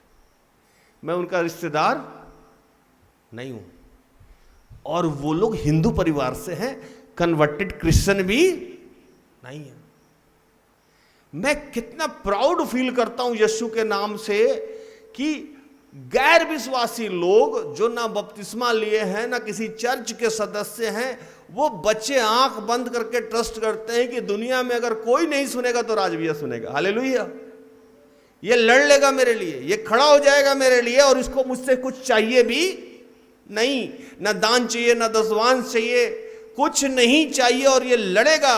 और किससे लड़ेगा? राज भैया मेरे पापा से भी आके लड़ सकते हैं, राज भैया मेरे मम्मी से भी आके लड़ सकते हैं, अगर सही पे हम हैं तो ये किसी से भी लड़ सकते हैं। ये ट्रस्ट जीता है मैंने। ये कनेक्शन है। ये कनेक्शन बहुत सेवक लोगों को नहीं मिलेगा जो परंपरा और रीति रिवाज को पकड़ के रखा है। उसके लिए पहले खुद ही स्वतंत्र होना होगा, तब बच्चे आपके साथ स्वतंत्र फील करेंगे।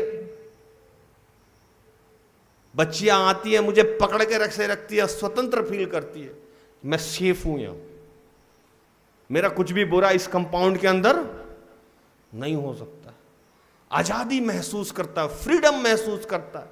यह आत्मिक रिश्ता है। पौलुस उस समय टकटकी लगा के देख रहे थे कि अंदर क्या सोच रहा है। प्रभु अंतःकरण को देखने वाला परमेश्वर है। चंगाई क्यों नहीं मिलता है? अंदर चलता है, होगा नहीं होगा, मेरा तो इतना दिन से हुआ ही नहीं। जब प्रभु का दास ये देख सकता है कि आपके अंदर का अविश्वास है, तो पवित्र आत्मा और यीशु तो पहले से ही जानता है कि आपके अंदर अविश्वास। आज लोगों के बीमारी ठीक नहीं हो रहा है, कैसे होंगे? आपने धर्म अपना लिया, आपने रीति रिवाज अपना लिया, आपने परंपरा अपना लिया। एक अदना सा छोटा सा दास पौलुस जब ये टकटकी लगा के देख सकता है कि आपके अंदर क्या चल रहा है, तो प्रभु पवित्र आत्मा यीशु तो जानता है कि आपके अंदर क्या चल रहा है। इसीलिए आपके जीवन में चमत्कार नहीं हो रहा है। और जो गैर विश्वासी हैं वो तो आंख बंद करके आ रहे हैं, वो तो घर से ही सोच रहे हैं। उन्होंने टीवी पे देखा है, उन्होंने टीवी पे देखा है कि राज भैया प्रार्थना कर रहे थे, अंशु राज दुष्ट आत्मा से मुक्त हो गई, हम भी जाएंगे भैया प्रार्थना कर देंगे, दुष्ट आत्मा से मेरी मुक्ति हो जाएगी। इसके अलावा वो कुछ नहीं सोच रहा है। वो आया यहां और दुष्ट आत्मा से मुक्त हो गया। हालेलुया। इसके बाद उसको ना कुछ पता है, ना कुछ जानता है, ना उसको जानने की जरूरत है, ना कुछ समझने की जरूरत है। उसने टीवी पे देख रखा है कि राज भैया प्रार्थना कर रहे थे, दीदी प्रार्थना कर रही थी, किसी को गर्भ का आशीष मिल गया, हम भी जाएंगे, राज भैया दीदी से मिलेंगे, गर्भ का आशीष मिल गया। वो आया भी और गर्भ का आशीष भी लेके चला गया। जो पुराने लोग हैं वो आते हैं, राज भैया जीएल है कि आरसी है, एक क्रूस बनाते हैं कि नहीं बनाते, है ना? उसको गर्भ का आशीष मिला था, सही में मिला था कि नहीं मिला था, एक बार पूछ ले। अंतःकरण में आपके संदेह है दोस्तों, आपको चमत्कार नहीं मिल रहा है। चमत्कार सब नया विश्वासी लेके जा रहा है, सब लेके जा रहा है। तो उसके अंतःकरण में कोई भेदभाव है ही नहीं, कोई गुना भाग नहीं है। वो हम अच्छे हैं या बुरे हैं इसका उसके पास कोई लेखा जोखा भी नहीं है। वो जानना भी नहीं चाहता है कि मेरा बाजू बंद है कि खुला है, बटन पहने कि नहीं, अंदर क्रॉस है कि नहीं है, इस बात से उसको कोई फर्क नहीं है। वो सिर्फ यही सोच के आया है उस रक्तस्राव स्त्री की तरह कि छू लेंगे और मेरा काम हो जाएगा। इसी तरह नए बच्चे जो आते हैं वो सोचते हैं कि भैया से मिल लेंगे मेरा काम हो जाएगा। हालेलुया। और हम लोग भी टकटकी लगा के देखते हैं कि अंदर क्या सोच रहा है। अच्छा, अंदर तो ये सिर्फ गेट से ही सोच रहा है, भैया देख लेंगे तो काम हो जाएगा, दीदी देख लेंगी तो काम हो जाएगा। जा, काम हो गया। क्योंकि काम किसको करना है? ईश्वर को।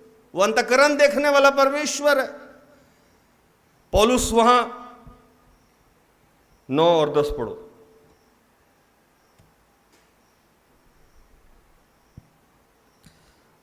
वह पौलुस को बातें करते सुन रहा था। पौलुस ने उसकी ओर टकटकी लगाकर देखा कि उसे चंगा हो जाने का विश्वास है, और ऊंचे शब्द से कहा, अपने पांव के बल सीधा खड़ा हो।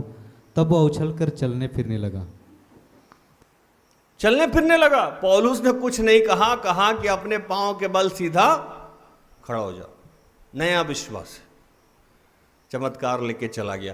और यही सारा कहानी जब वो वहां पहुंचे तो पौलुस लोगों को सुना रहे थे कि आजकल सबसे ज्यादा चमत्कार कहां हो रहा है? नए विश्वासी के जीवन में। पढ़िए 15 का 12।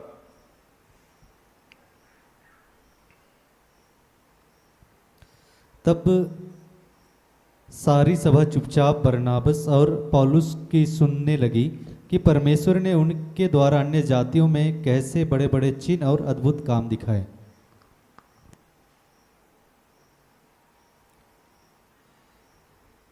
ये सब हो क्यों रहा है? क्योंकि प्रभु ने कहा था, भविष्यवक्ता ने कहा था, लोगों ने कहा था, पहले से ही भविष्यवाणी हो रखी थी। पढ़िए एक वचन 16, 17, 18। इसके बाद मैं फिर आकर दाऊद का गिरा हुआ डेरा उठाऊंगा और उसके खंडरों को फिर बनाऊंगा और उसे खड़ा करूंगा, इसलिए कि शेष मनुष्य अर्थात सब अन्य जाति जो मेरे नाम के कहलाते हैं प्रभु को ढूंढे। यह वही प्रभु कहता है जो जगत की उत्पत्ति से इन बातों का समाचार देता आया है। इसलिए कि दाऊद का टूटा फूटा घर फिर से बनाऊंगा। डेरा शरीर को कहते हैं, है ना। और दाऊद को जानने वाले कौन थे? दाऊद के घर से किसकी उत्पत्ति हुई थी? यीशु की। और यीशु जिस जिस में रह रहे हैं वो डेरा है, वो घर है। और जो जो टूट गया है इसको खड़ा कर रहा है। यीशु हम सब के शरीर में रहना चाहते हैं। एक दिन ये डेरा शरीक गिराया जाएगा, वचन लिखा हो। सबके डेरा मतलब हमारा और आपका शरीर जो है पवित्र आत्मा का मंदिर है। और जब तक एक एक मंदिर ठीक नहीं किया जाए तब तक ये समस्या का समाधान होगा नहीं। न कयामत आएगा, न कयामत आने दिया जाएगा। चूंकि मैंने उदाहरण दिया ना कि जाके अगर कोई सामने खड़ा हो जाए अभी और कुछ लोग उसमें से 10 लोग बोल रहे कि हम तो जानते ही नहीं कि बाइबल क्या है, हम तो जानते नहीं कि उद्धार क्या है, हम तो जानते नहीं है यीशु क्या है, तो यीशु को तो शर्मिंदगी भोगना पड़ेगा कि कैसे इसका न्याय कर दे। सही गलत की तो इसको पहचान नहीं है। एक छोटा सा बच्चा आप देखे होंगे कि पोटी करके पोटी गींजता है। कभी देखे हैं ऐसा? उसी पोटी को वो गींजता रहता है। भूषण देखे हो? भूषण तो देखा होगा, है ना। कीचड़ पे बैठा हुआ है। और अभी तो मेरे यहां बहुत सारे बच्चे हैं, अनुष्का है, एंजल है, ये सबको देखिएगा इधर रोड पे खेलते हुए।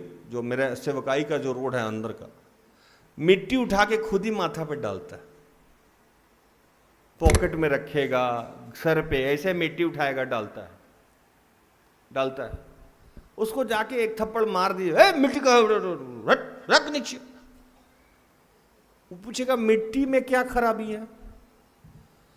अरे उसको तो जानकारी ही नहीं है ना कि अच्छा क्या है बुरा क्या है। अब आप उसको जाके दनादन दिए जा रहे हैं, उसको तो समझ ही नहीं है। वैसे ही जो लोग अन्य जाति से हैं उनको समझ ही नहीं है और उनका आप न्याय करने चले जाइएगा। तो यीशु ने कहा कि जब तक हर लोगों को सुसमाचार नहीं सुनाया जाए तब तक यह न्याय नहीं हो सकता। और यह न्याय आप रोक रहे हैं, आप लोगों को अपनाना नहीं चाह रहे हैं, और जो आप पे आ रहा है इतना बोझ डाल दे रहा है कि वो भाग जा रहा है। इससे अच्छा तो हम पहले ही थे भाई। इतना रीति रिवाज, रूल रेगुलेशन। जब हम बाइबल को पढ़ते हैं तो हमको लगता है कि इतना अच्छा, इतनी स्वतंत्रता तो पूरे विश्व में कुछ हो ही नहीं सकती है। और जैसे हम किसी क्रिश्चियन को मिलते हैं हमको तो लगता है कि इतनी बंदिश किसी और जगह हो ही नहीं सकती। दोनों ठीक डिफरेंट, ईस्ट वेस्ट। जब नए नियम को हम पढ़ते हैं तो लगता है कि इतनी आजादी, इतनी सुकून, इतनी शांति, इतना बेहतर कुछ और नहीं है पूरे विश्व में। लेकिन हम जब किसी क्रिश्चियन परिवार में जाते हैं, यहूदी परिवार में जाते हैं, या उनसे जब हम मिलते हैं तो लगता है कि इतना बड़ा जकड़न तो कुछ और हो ही नहीं सकता। लिखता है कि तुम उस कब्र की तरह हो गए हो जो ऊपर से एकदम डेंटिंग पेंटिंग करते हो और अंदर कंकाल है। भैया, हम लोगों को उस कब्र की तरह नहीं होना है। हम लोगों को अंदर से अपने आप को मांजना है, उस बर्तन को अंदर से मांजना है। ऊपर से तो अपने आप साफ हो जाएगा, और नहीं भी साफ होगा तो प्रभु अंदर देख के चमत्कार करता है, ऊपर देख के चमत्कार नहीं करता है। लिखिए, एक पढ़िए, एक बाइबल में वचन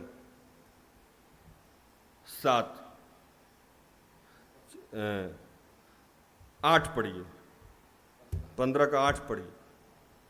मन के जांचने वाले परमेश्वर ने उनको भी हमारे समान पवित्र आत्मा देकर उनकी गवाही दी। मन को जांचने वाला परमेश्वर कौन? मन को जांचने वाला परमेश्वर लिखता है कि मन को जांचने वाला परमेश्वर उनको भी हमारे समान पवित्र आत्मा देकर उनकी गवाही दी है। किसको? जो लोग नए लोग हैं, उसने हमारे मन को जांचा है और हमें पवित्र आत्मा दी है ताकि हमारा जीवन बदले और हम लोगों के लिए गवाही का कारण बने। हालेलुया, गवाही का कारण बने। आपके रोकने से हम रुकने वाले नहीं है। हमें मन को जांचने वाले परमेश्वर ने, वो हमारा ऊपर का रंग रूप नहीं देखा, हमारा जाति नहीं देखा, हमारा धर्म नहीं देखा, वो मन को जांचने वाला परमेश्वर है। दाऊद का अभिषेक करने के लिए सामुएल नबी को भेजा गया। उसके पिता ने कहा कि सारा बच्चा मेरा लाइन से यहीं खड़ा है, हिस्ट फुस्ट, बाइसेप, ट्राइसेप, बला, सिपाही उपाही, सब तलवार चलाने में निपुण, सब एकदम अप टू डेट है, यही है। सामुएल नबी बोला कि नहीं, प्रभु बोला इसमें से किसी का अभिषेक नहीं करना है। कहा है भाई, क्यों नहीं अभिषेक करेगा? और कोई बच्चा बचा हुआ है? वो बचा हुआ है बहुत छोटा सा, अभी तो उसका दाढ़ी वाड़ी भी नहीं आया है, ये ऐसे मारिएगा तो लालीमट टपकता है, उसका आप अभिषेक कीजिएगा। प्रभु वहां सामुएल नबी को डांटा, हम अंतःकरण देखने वाले परमेश्वर हैं, हम रंग रूप देखने वाले परमेश्वर नहीं है। बोलो उसको बुला के लाए। और दाऊद का अभिषेक हो गया। हालेलुया, दाऊद का अभिषेक हो गया। आप सबका आज अभिषेक हुआ है जो नए विश्वासी हैं। आप किसी चर्च से हैं चाहे नहीं है, किसी कलीसिया से हैं नहीं है, बपतिस्मा हुआ है नहीं है, कोई फर्क नहीं पड़ता है। प्रभु आपके मन को जांचता है और आपको पवित्र आत्मा दिया है ताकि आप एक पेड़ बने और पंछी आके आप पे बसेरा करेगा। आप इतने बड़े होने वाले हैं, आप इतने बड़े होने वाले हैं कि लाखों और करोड़ों आत्माएं आपके माध्यम से बचाई जाएगी, जैसे पौलुस के माध्यम से बचाई जाती थी। हालेलुया। जैसे साउल को प्रभु ने पौलुस बनाया और उसके माध्यम से आधा से अधिक नया नियम लिखवा दिया, वैसे ही आपके जीवन से कुछ नया और बड़ा होने वाला है। अगर आपको कोई समाज स्वीकार नहीं करता है तो डरने की जरूरत नहीं है, उसके तगमे की जरूरत नहीं है। खुद गलत नहीं कीजिए और प्रभु में बने रहिए और चलते रहिए। प्रभु इन सारे वचनों से आप सबको और मुझे भी आशीषित करे। आमीन।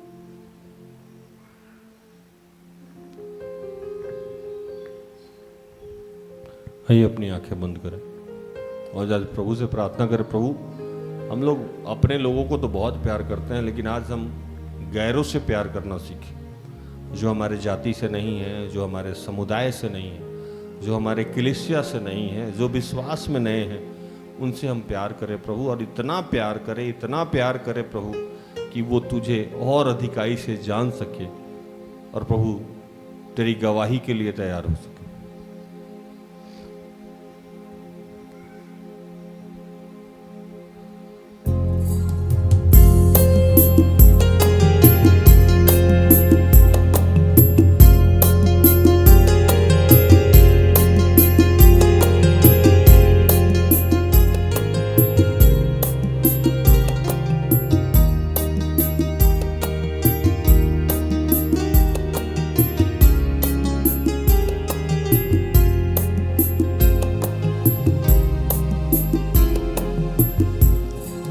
अपनों को तो इस दुनिया में सब प्यार करते हैं, गैरों को भी प्यार करना मसीहा सिखाते हैं। अपनों को तो इस दुनिया में सब प्यार करते हैं,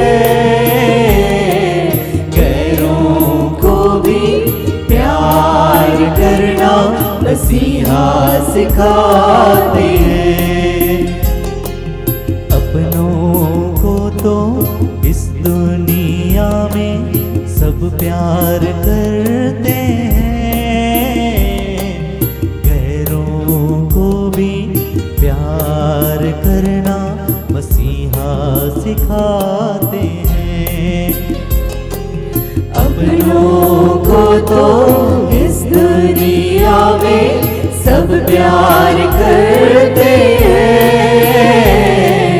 गैरों को भी प्यार करना मसीहा सिखाते हैं। ये पिता, हम तेरा धन्यवाद करते हैं जितने बीमार लोग हैं, बेरोजगार लोग हैं, कर्ज में हैं, पारिवारिक समस्या है, विवाह के लिए इच्छुक हैं,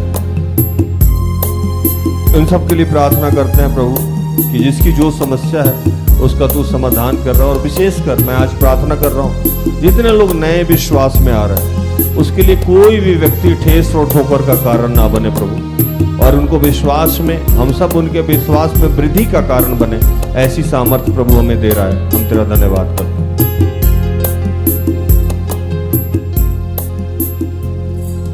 एक गाल पर कोई मारे जो चाटा, तू जागा भी देना, ले जाए कोई 1 मील जबरन, 2 मील तू साथ जाना। एक गाल पर कोई मारे जो चाटा, तू जागा भी देना, ले जाए कोई 1 मील जबरन, 2 मील तो साथ जाना। अपनों को तो अपना सब कुछ सब लोग देते हैं,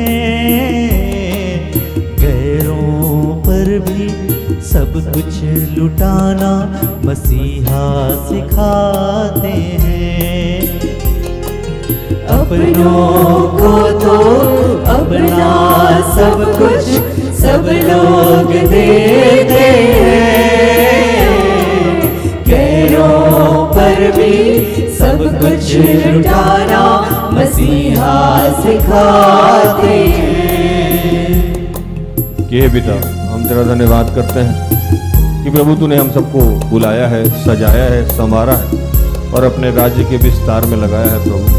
हम उन तमाम लोगों के लिए आज प्रार्थना करते हैं जो आंख रहते हुए अंधे हैं, कान रहते हुए बहरे हैं, जिनके सर के आगे पर्दा पड़ा हुआ है, वो सारे पर्दे टूट जाएं प्रभु, उनके कान खुल जाएं, उनके आंख खुल जाएं प्रभु, और वो किसी के लिए ठेस और ठोकर का कारण ना बने प्रभु। जिनका भी आज शादी सालगिरह है, नमिता, मोनिका के लिए और जिनका आज जन्म दिवस है सुमित के लिए मैं प्रार्थना करता हूँ कि प्रभु इनके आने वाले जीवन को आशीषित करिए।